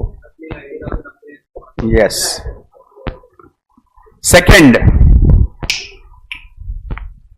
Second is overdraft facility. What do mean by overdraft facility? Overdraft facility में आप बिजनेस कर रहे हो, रोज का रोज बिजनेस कर रहे हो, लेकिन आपको एक बड़ा अपॉर्चुनिटी मिला है। आपके पास तो स्टॉक भी नहीं है, आप रखते ही नहीं हो स्टॉक, आता है जाता है, आता है जाता है, कुछ स्टॉक जैसा आपके पास है ही नहीं, फिर भी आपको लोन का जरूरत है। तो बैंक आपको एक ऑप्शन देता है कि आपका कोई भी फिक्स डिपॉजिट पड़ा है। वैभव ने ऑलरेडी 10 लाख रुपया फिक्स डिपॉजिट रखा है अपने फ्यूचर के लिए बैंक में। बैंक बोलता है वो फिक्स डिपॉजिट के अगेंस्ट में तेरे को 90% लोन दे देगा, 9 लाख रुपया लेके जाओ। अब वो फिक्स डिपॉजिट तोड़ा नहीं है, फिक्स डिपॉजिट ऐसा ही है जिसके ऊपर बैंक ब्याज देने वाला है, लेकिन उसके सामने 9 लाख रुपया आपको लोन करके दे दिया जिसके ऊपर तुम बैंक को इंटरेस्ट देगा। और कल को अगर तुम पैसा नहीं दे पाया तो फिक्स डिपॉजिट गया तेरा। बात समझ में आया? हेलो, इसको बोलते हैं ओवरड्राफ्ट फैसिलिटी। और इसमें भी 9 लाख रुपए का तक का तेरे को लोन अवेलेबल है। तेरे को जरूरत खाली 1.5 लाख रुपए का है, तो तू 1.5 लाख रुपया यूज कर, तेरे को इंटरेस्ट 1.5 लाख का ही लगेगा। वो 1.5 लाख तूने 3 महीने में वापस दे दिया, 1.5 लाख का खाली 3 महीने का ब्याज लगेगा। It is very cheap. Overdraft is the best one out of all. आपका फिक्स डिपॉजिट होना जरूरी है उसके लिए। If you have a fixed deposit, it is applicable only to those fixed deposit holders. मतलब आपको डिपॉजिट भी तोड़ने का नहीं है। डिपॉजिट तोड़ेगा तो इंटरेस्ट का मार लगता है आपको, वो आपका चलता रहेगा। प्लस आपको एज एंड व्हेन रिक्वायर्ड पैसा चाहिए, लेते रहो। उसका भी कोई ड्यूरेशन नहीं है, उसका भी कोई ईएमआई नहीं है। 9 लाख रुपए तक का तेरे को फ्रीडम है। You can withdraw up to 9 lakh rupees. तू बोलेगा सर मेरे को जरूरत खाली 3 लाख रुपए का है, वो भी खाली मेरे को 15 दिन के लिए चाहिए। तो तेरा मर्जी भाई, तू ले जब चाहिए तब। आप 3 लाख रुपया यूज किया, 15 दिन में वापस दे दिया, तो आपको सिर्फ 3 लाख रुपए का 15 दिन का ब्याज लगेगा बस, विच इज पीनट अमाउंट। लेकिन तेरा बिजनेस कितना स्मूथ हो गया। 9 लाख रुपया तक जब चाहिए बैंक तेरे को देने को तैयार है, तो वापस ना बैंक का पैसा, as if it is your money ना, जो तूने बैंक को फिक्स डिपॉजिट देके रखा है। It is advantage for you. And very last but not the least, ये मैं आपको सिखाने का जरूरत नहीं है, ये आपको अनीश सर ने सिखा दिया, discounting of bills of exchange. Right? किसी को सीखने का भाई इसमें कुछ, I don't think so, sorry Anish sir ने आपको, योगेश सर, लेकिन बिल्स ऑफ एक्सचेंज सिखा दिया आप लोगों को, तो कोई टेंशन। बिल्स डिस्काउंट करने के लिए ही होता है, तभी तो बिल ड्रॉ करते हो आप, क्योंकि आपको डिस्काउंट कराने का है। पर्पस ही वो है उसका। चलो यहां तक सबको समझ में आया है? ईश्वर, माई रिक्वेस्ट, ये पूरा एक बार गो थ्रू कर लो, पढ़ लो, एक्टिंग कर लो, कुछ नहीं समझा तो पूछ लो यहां से।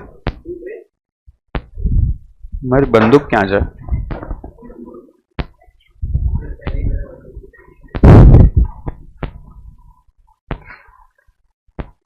ईश्वर,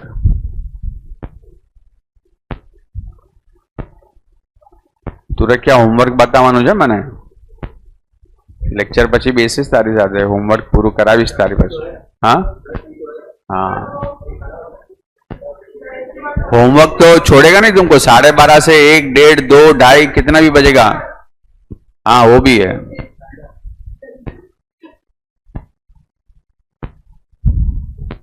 मेरे को बहुत गुस्सा आता है होमवर्क कोई नहीं करेगा तो। मैं खाली ऐसा चेहरा मेरा हंसने वाला है बस।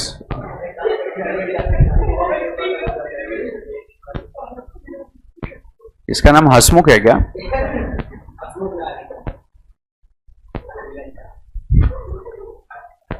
कैसा आदमी है? रोने के टाइम पे भी हंस रहा है। मैं बोल रहा हूं तेरे को घर पे जाने को नहीं देगा। हाँ जी, हसमुख भाई, तेरा नाम अच्छा है हसमुख भाई।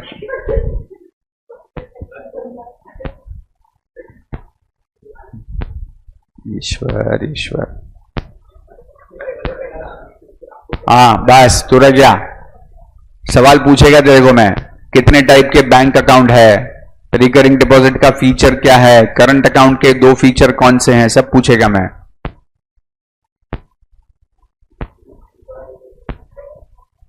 वैभव, तेरे को भी पूछ सकता हूं मैं। એટલું એમ ઇનોસન્ટ બને છે ને, એ જ પ્રોબ્લેમ છે લાઈફમાં। તારું નામ નિર્દોષ લાલ।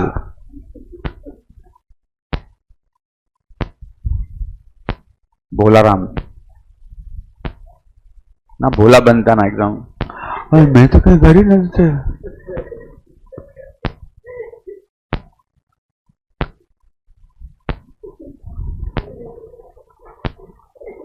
भालूराम, सॉरी भोलाराम।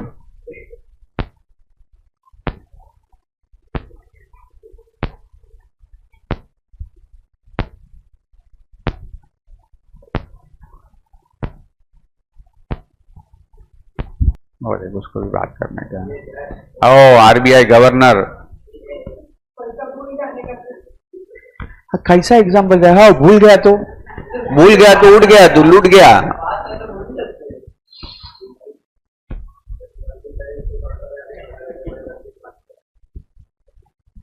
तू अभी ना रियल वर्ल्ड में आया नहीं है। जिस दिन पैसों की दुनिया में कदम रखेगा ना, तेरे को एक से समझेगा कि पैसे से बड़ा कोई चीज नहीं है। अरे तू एक बात समझ ले, तू अरबोपति बन जा, करोड़पति नहीं अरबोपति बन जा। लेकिन तूने अगर वैभव को, प्रियांश को 5-5 हजार रुपया उधार दिया रहेगा और उन्होंने बोला रहेगा 2 साल के बाद दे देगा, तेरे को 2 साल के बाद याद तो आएगा ही आएगा। तू भूलेगा तो नहीं, ये तो गारंटी है। हाँ तेरा बड़प्पन है, तू उनके पास मांगेगा भी नहीं, लेकिन तेरे को याद नहीं आया ये मानने को मैं तैयार नहीं है। ये तो हो ही नहीं सकता। Money world is that you will never forget. कुदरत का नियम है, लेने वाला कभी नहीं भूलता, देने वाला भूल जाता है।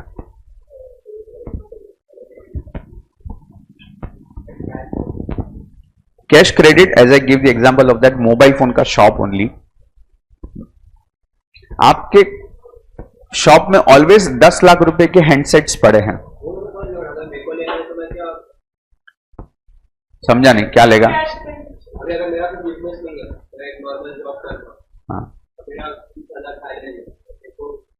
That is called personal loan.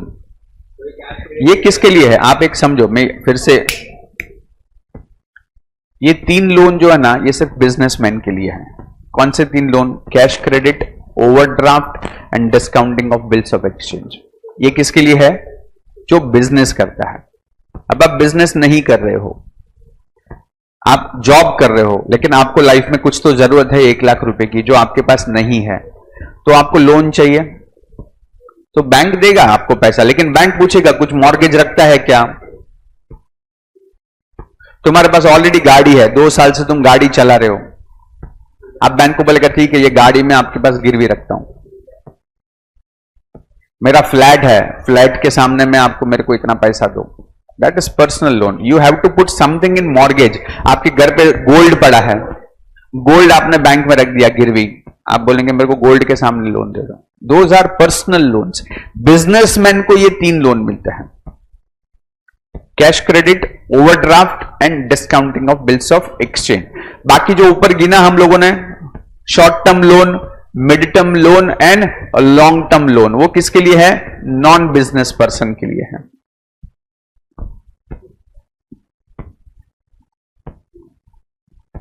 तुम लोग है ना खाली बात कर रहा है, मैं जो बोल रहा हूं वो कर नहीं रहा. जब मैं सवाल पूछूंगा ना तब सब गिरोगे उल्टा. टाइम पास कर रहा है खाली फुकट में. वैभव तारी जग्या ज बदलावी नाखी છે, હું તને અહીંયા બેસાડીશ ફર્સ્ટ બેન્ચ પર, હું અહીંયા જ બેસાડીશ ને ફર્સ્ટ બેન્ચ પર.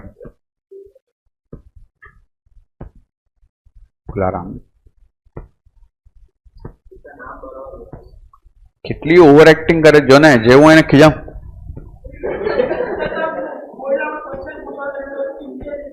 સિન્સિયરલી તું તારા મોઢા પર શૂટ નથી કરતો આ બધું.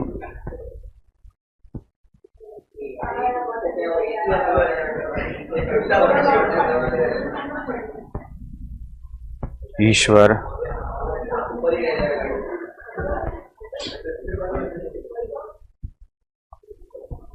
चलो 5 मिनट में मैं सवाल पूछता हूं, 5 मिनट दे रहा हूं फटाफट से, जल्दी जल्दी.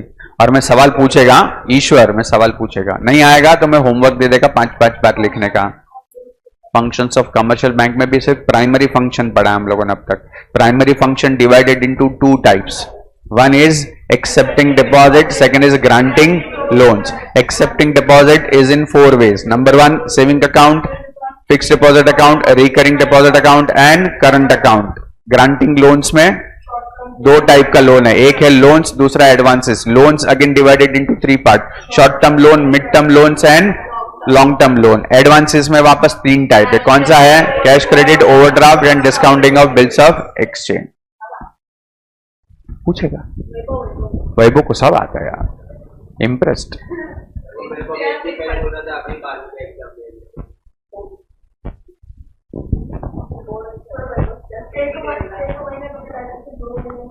अरे अरे वैभव छोटा सोचेगा ही नहीं कभी.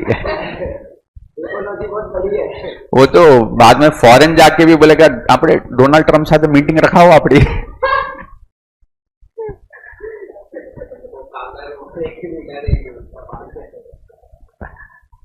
ईश्वर ईश्वर.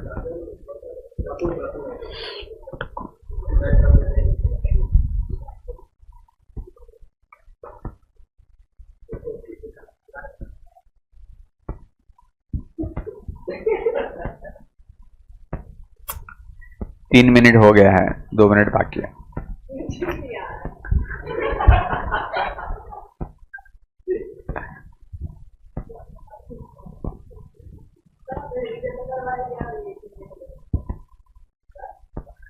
रिवीजन आपको समझाना, जिसको नहीं समझा है उसको मेरे को पूछने का ना.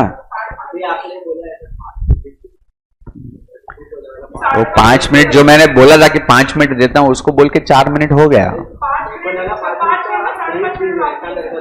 अच्छा लगा ना, किधर लगा बेटा?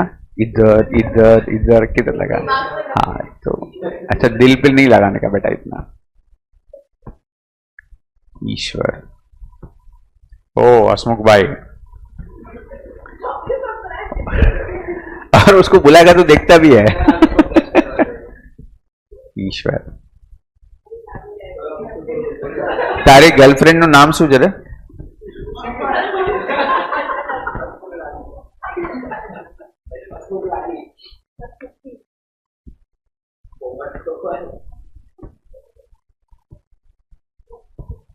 तेरी गर्लफ्रेंड से ज्यादा तो तू शर्माता रहेगा उसके सामने.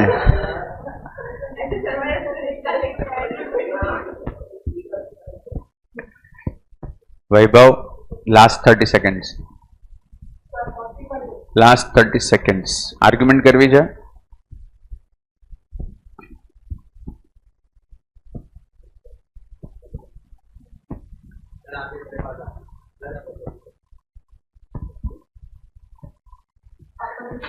बस 10 सेकेंड।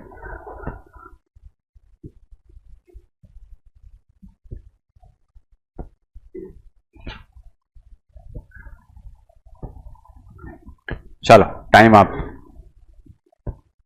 बंद करो, बुक बंद करो। ईश्वर, ईश्वर बुक बंद करो बोल रहा हूं मैं। चलो लास्ट बेंच, स्टैंड अप। हाँ हाँ बोलो। Explain the commercial bank functions.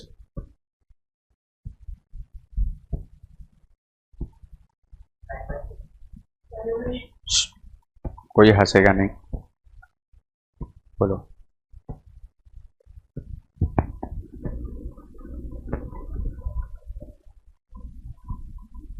ओ काका वैभव,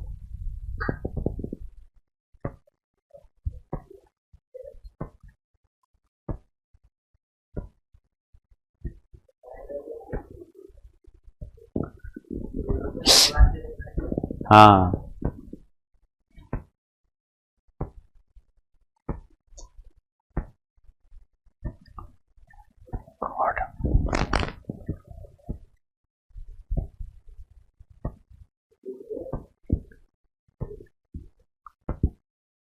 मैं गुस्सा आता ना मेरे को ये टाइम पे। मतलब मैं इतना, आपको पता है ये क्वेश्चन ना एक्चुअली में अगर आप मुझे पूछें कि इनके 20 मिनट का क्वेश्चन है सिखाने के लिए, 20 मिनट्स। मैं पर्पसली आपको इतना डिटेल में जा जाके इधर उधर का एग्जाम्पल दे के, स्टोरी दे दे के पढ़ा रहा हूं। आपको ये भी नहीं मालूम है, फॉर योर काइंड इंफॉर्मेशन, इसके लिए मेरे को बाहर से हेड ऑफिस से डांट पड़ती है कि मैं जरूरत से ज्यादा लेक्चर को खींच रहा हूं। अभी मैं आपको पता नहीं तो और एक चीज बताता हूं, उनको ऐसा लगता है मेरे को यहां पे पेमेंट ज्यादा चाहिए, इसके लिए आपका सिलेबस जो 30 घंटे में खत्म होना चाहिए उसको मैं 45-50 घंटे तक खींच रहा हूं ताकि मेरे को पेमेंट 50 घंटे का मिले। लेकिन मेरे को ऐसा कोई जरूरत नहीं है पैसे का।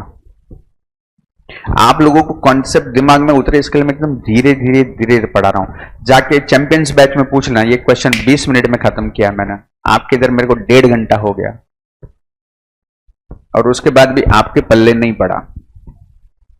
तो 1.5 घंटा भी कम है ना फिर इनको सिखाने के लिए। तो 20 मिनट का चीज को 1.5 घंटा, उसके बाद भी output is 0। If you can't, वो भी अभी रिवीजन भी कराया ना 5 मिनट पहले, बोल के गया ना हम लोग आंसर पूरा, तब भी इनका ध्यान नहीं है।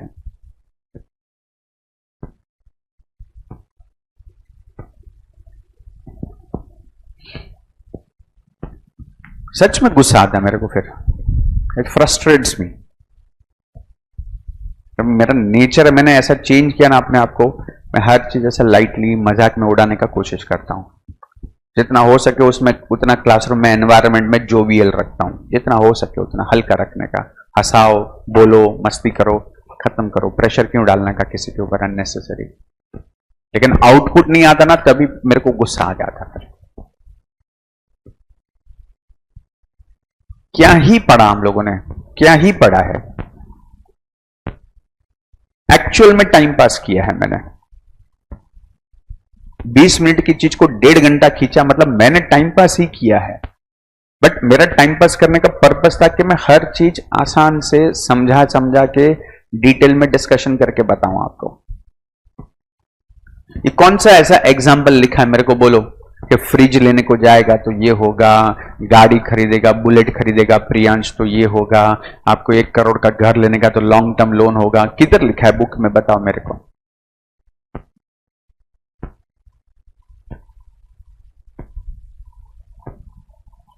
कहां लिखा है फिक्स डिपॉजिट में 4% रेट, 7% रेट ऑफ इंटरेस्ट मिलेगा, रिकरिंग में 5.5 मिलेगा, आपको हर महीने 500 देने का। किधर लिखा है? इतना सब मैं आपको प्रवचन दे रहा हूं मैं भाई साहब।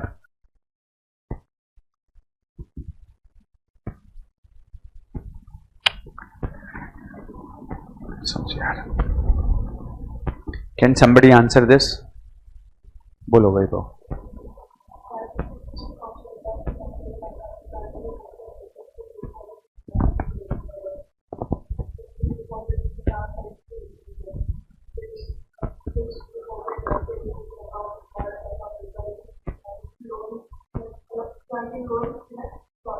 ग्रांटिंग लोन में दो टाइप है, लोन्स एंड एडवांसेस।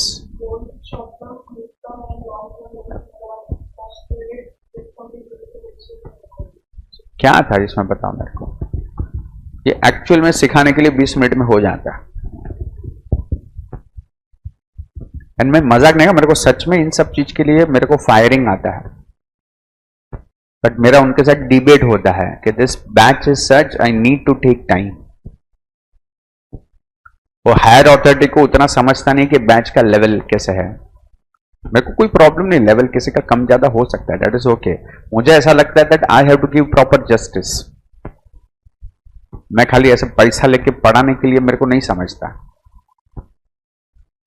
आपको समझा कि नहीं समझा वो मेरे लिए मायने रखता है।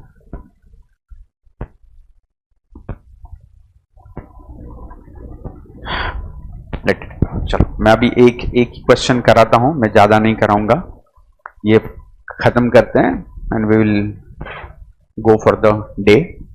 सेकेंडरी फंक्शन, प्राइमरी फंक्शन समझा? प्राइमरी फंक्शन में दो चीज था। हेलो, प्राइमरी फंक्शन में दो चीज था, कौन सा दो था? Accept and deposit, granting loan. उसी तरह से सेकेंडरी फंक्शन में भी दो चीज है। सेकेंडरी फंक्शन में है agency function and utility function. अगर आप अभी थोड़ा सा कॉमन सेंस अप्लाई करोगे, एजेंसी वर्ड कहां से आता है? एजेंसी वर्ड मतलब bank act as an agent for you, और एज एन एजेंट आपको बहुत सारी सर्विसेज देता है, तो वो सारी सर्विसेज को बैंक बोलता है एजेंसी फंक्शन। और इसको प्राइमरी फंक्शन क्यों नहीं बोला है?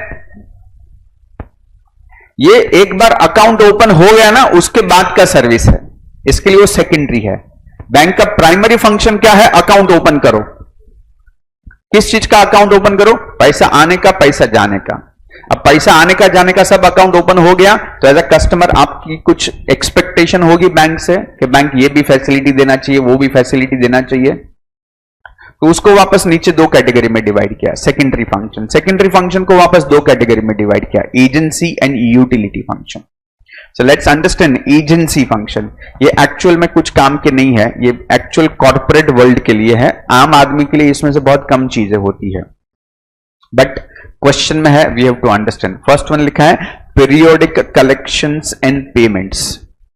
What is the meaning of this periodic collections and payment?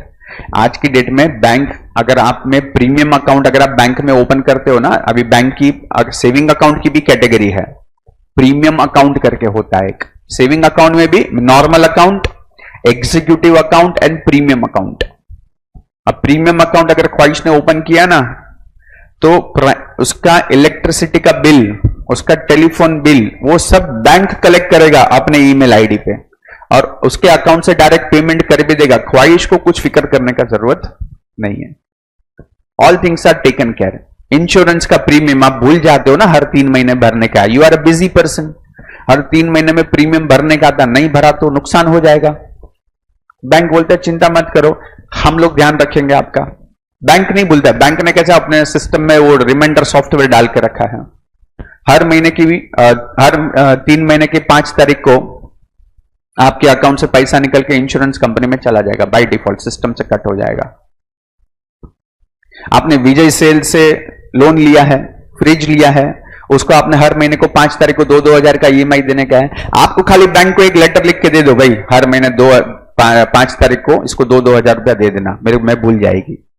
Bank direct इसके अकाउंट में पैसा ट्रांसफर कर देगा अगले 12 महीने तक, स्टोरी खत्म।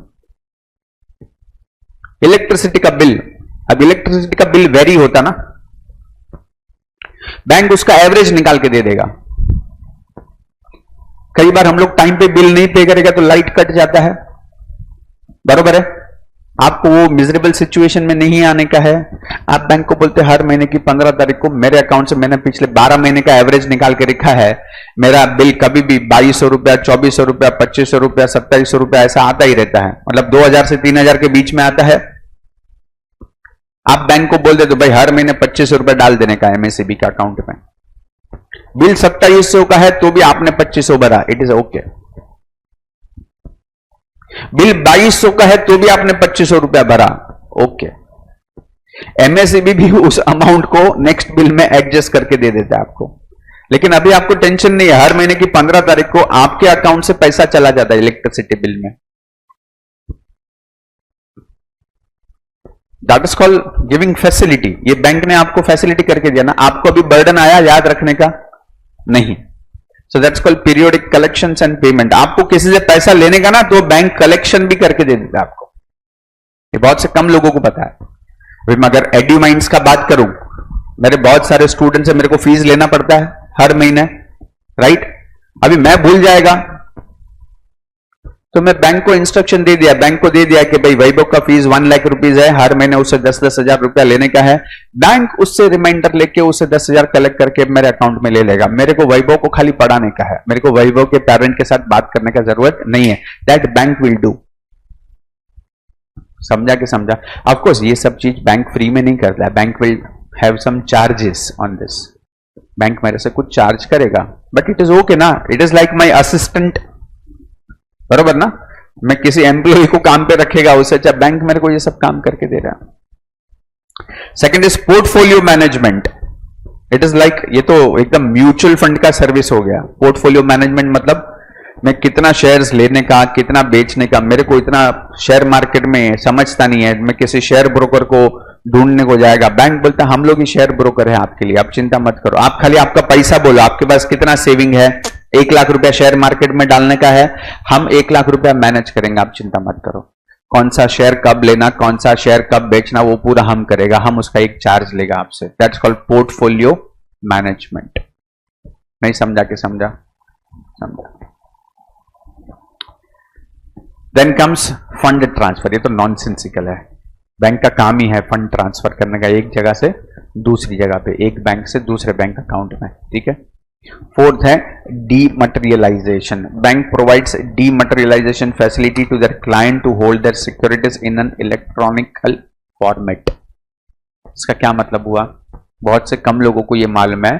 अगर आपने स्कैम 1992 वाला वेब सीरीज अगर आपने किसी ने देखा है तो उसमें जो 1992 में जो शेयर मार्केट था उसमें सब फिजिकल शेयर्स हुआ करते थे, कागज का टुकड़ा। फिर वो हर्षद मेहता ने इतना बड़ा कांड किया तो हमने शेयर मार्केट को कंप्यूटराइज किया पूरा। अभी जो शेयर्स हैं it is like bank money, right. वो अकाउंट टू अकाउंट ट्रांसफर होता है, एक्चुअल फिजिकल कॉपी नहीं है। लेकिन अभी भी बहुत से लोगों के पास फिजिकल कॉपी पड़ा हुआ है बाप दादा के जमाने का। एक बहुत बड़ा केस आया था, मेरे सामने हुआ था ये टीवी चैनल पे, जिसके बाद में वीडियोस भी वायरल हो गए थे। देयर वाज वन पर्सन, वो CNBC चैनल पे वो आते ना फाइनेंशियल एडवाइजर्स वगैरह, तो लोग ने कुछ ऐसा सिस्टम रखा था कि आप कस्टमर को एक फ्री फोन कॉल का लाइन देकर रखा था कि ही इज एन एक्सपर्ट, आपको शेयर से रिलेटेड कुछ सवाल पूछना है तो पूछ सकते हैं।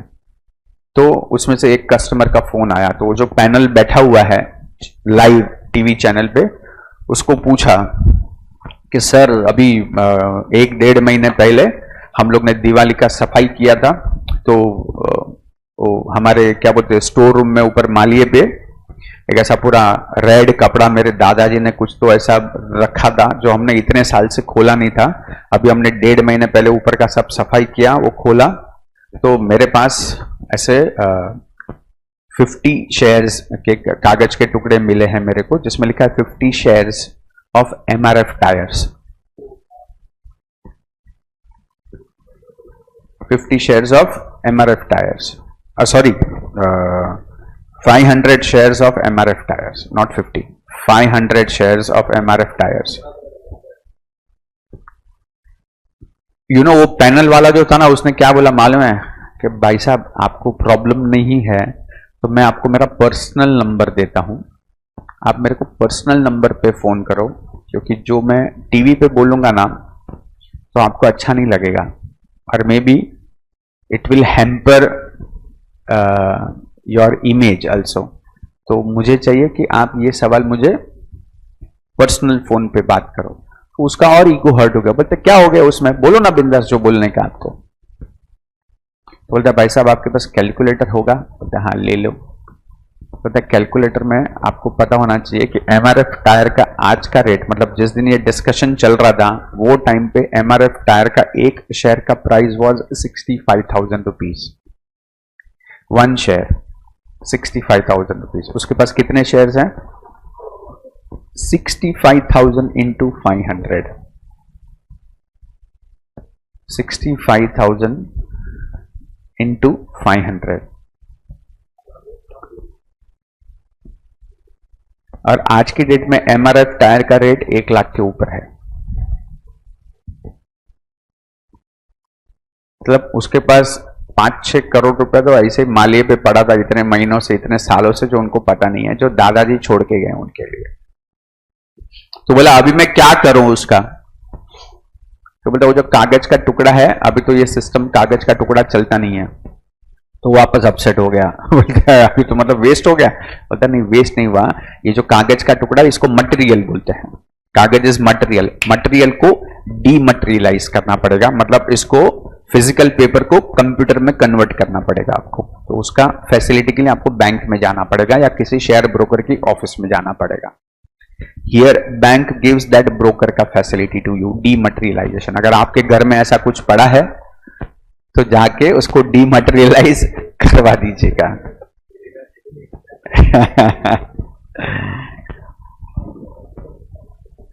Right, then comes the forex transaction. What do you mean by forex transaction? forex मतलब foreign exchange, बरोबर है। फॉरेन एक्सचेंज मतलब यहां से भाई तुरकिया को मन किया कि मैं दुबई घूमने को जा रहा हूं, तो दुबई में इंडिया का नोट तो चलेगा नहीं, तो उसको जाने का है तो पहले वो बैंक में जाएगा। बोलेगा दुबई में कितना खर्चा करने का आपको? तो बोलेगा ठीक है, मेरे को दुबई में जाके 2 लाख रुपए का खर्चा करने का है। तो 2 लाख रुपया वो इधर बैंक में जमा करेगा, उसके सामने 2 लाख की इक्विवेलेंट जितना दिरहम होगा उतना दिरहम उसको मिलेगा। वो दिरहम फिर वो लेके जाएगा उधर शॉपिंग वगैरह करेगा।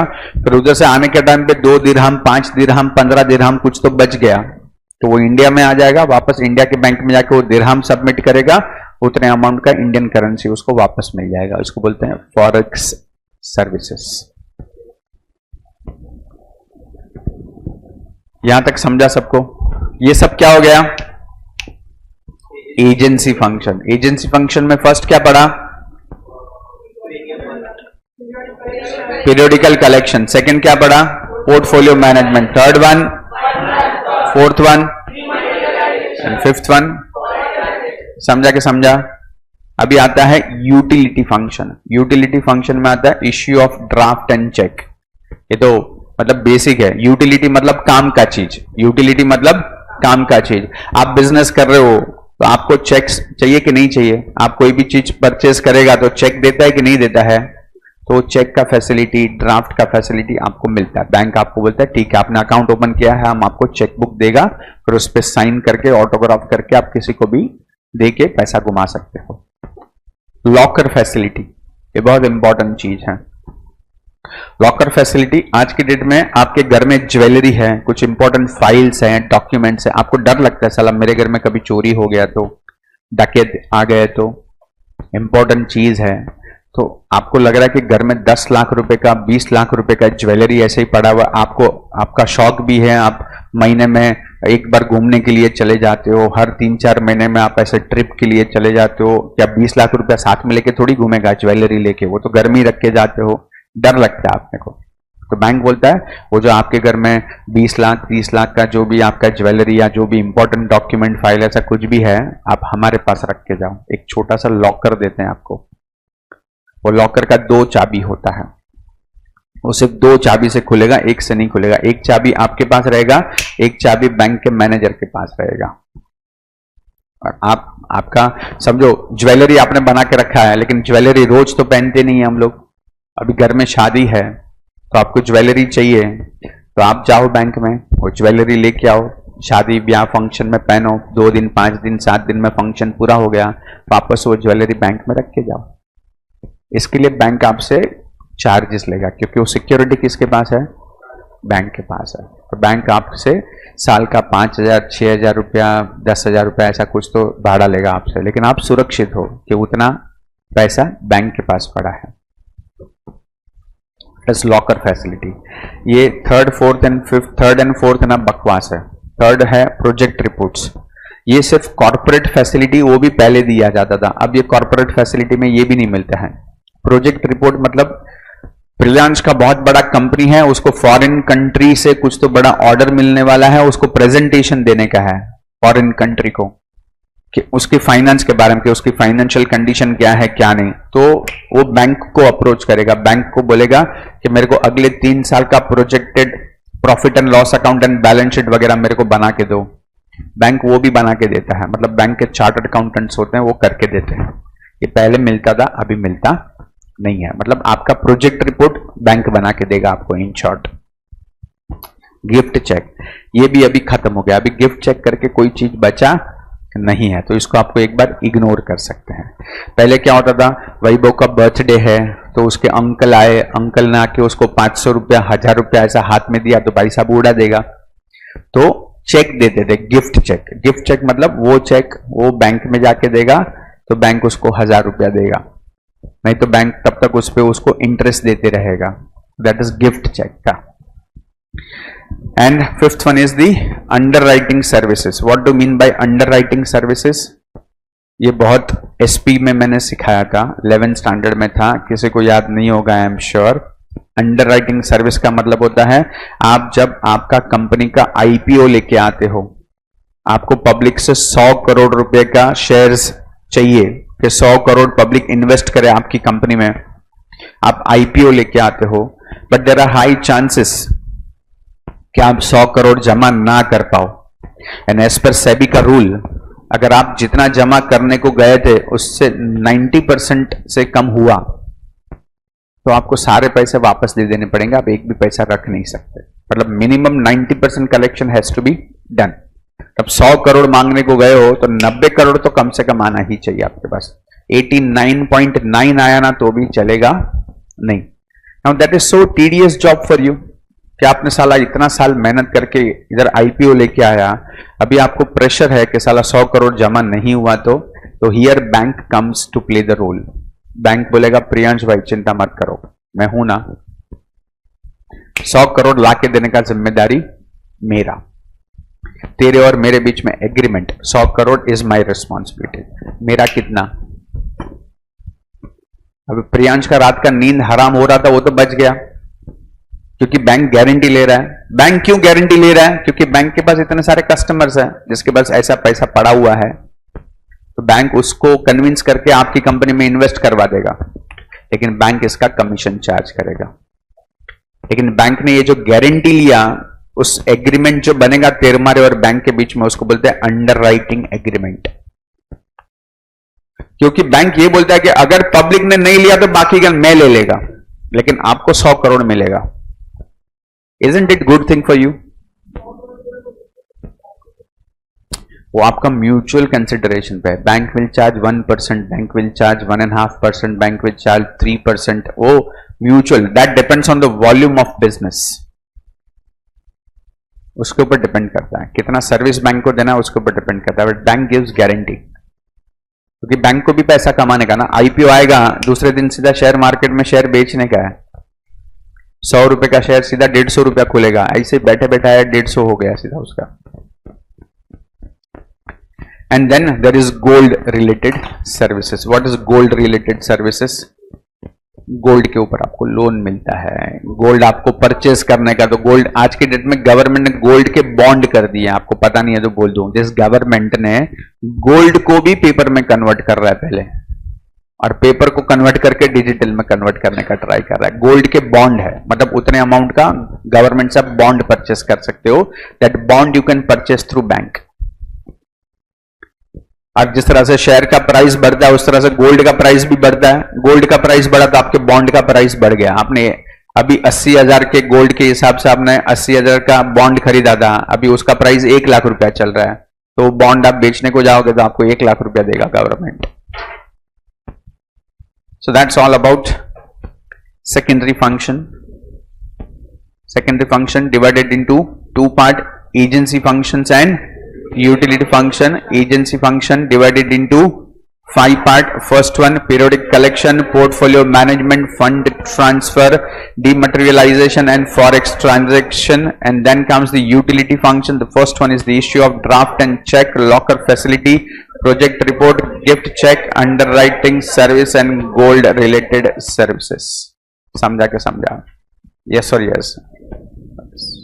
अब ये एक क्वेश्चन है लेकिन मैं आज नहीं ले रहा हूं इसको, I will take it in the next lecture. कल ही, हाँ, तो कल हम लोग शुरू करेंगे ये लास्ट वाला फंक्शन से, ई बैंकिंग वाला, तो अपना बैंक का चैप्टर भी क्लियर हो जाएगा। नहीं, बैंक में ऊपर और एक क्वेश्चन है, types of bank, that we just have to go through once. ठीक है, that's it, all for the day. ओ भाई, तेरे को नहीं आने का है, तुम लोग बैठेगा होमवर्क। अरे आने से मजाक लगे जे। ओ भाई बेस, कोई नहीं जाएगा, तुम लोग 3 बैठेगा। ओ काका बेसवानु છે, अरे इसको बोल।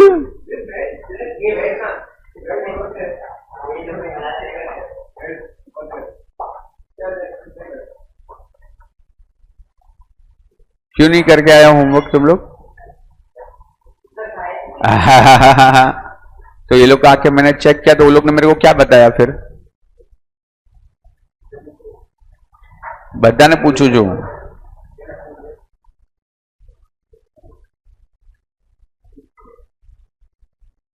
शाबाश। अरे सब लोग ने बताया मेरे को, होमवर्क चेक किया मैंने आके। अरे तू कभी आया? हाँ, तेरे पहले मैं बैठा था कि नहीं बैठा था? तो फिर अरे वैभव तो मैंने एड्यू माइंड में आवीने होमवर्क बता दी गयो, पूछ।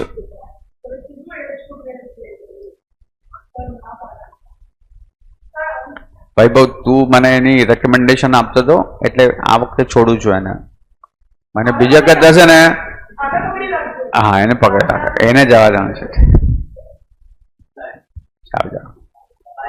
બાય।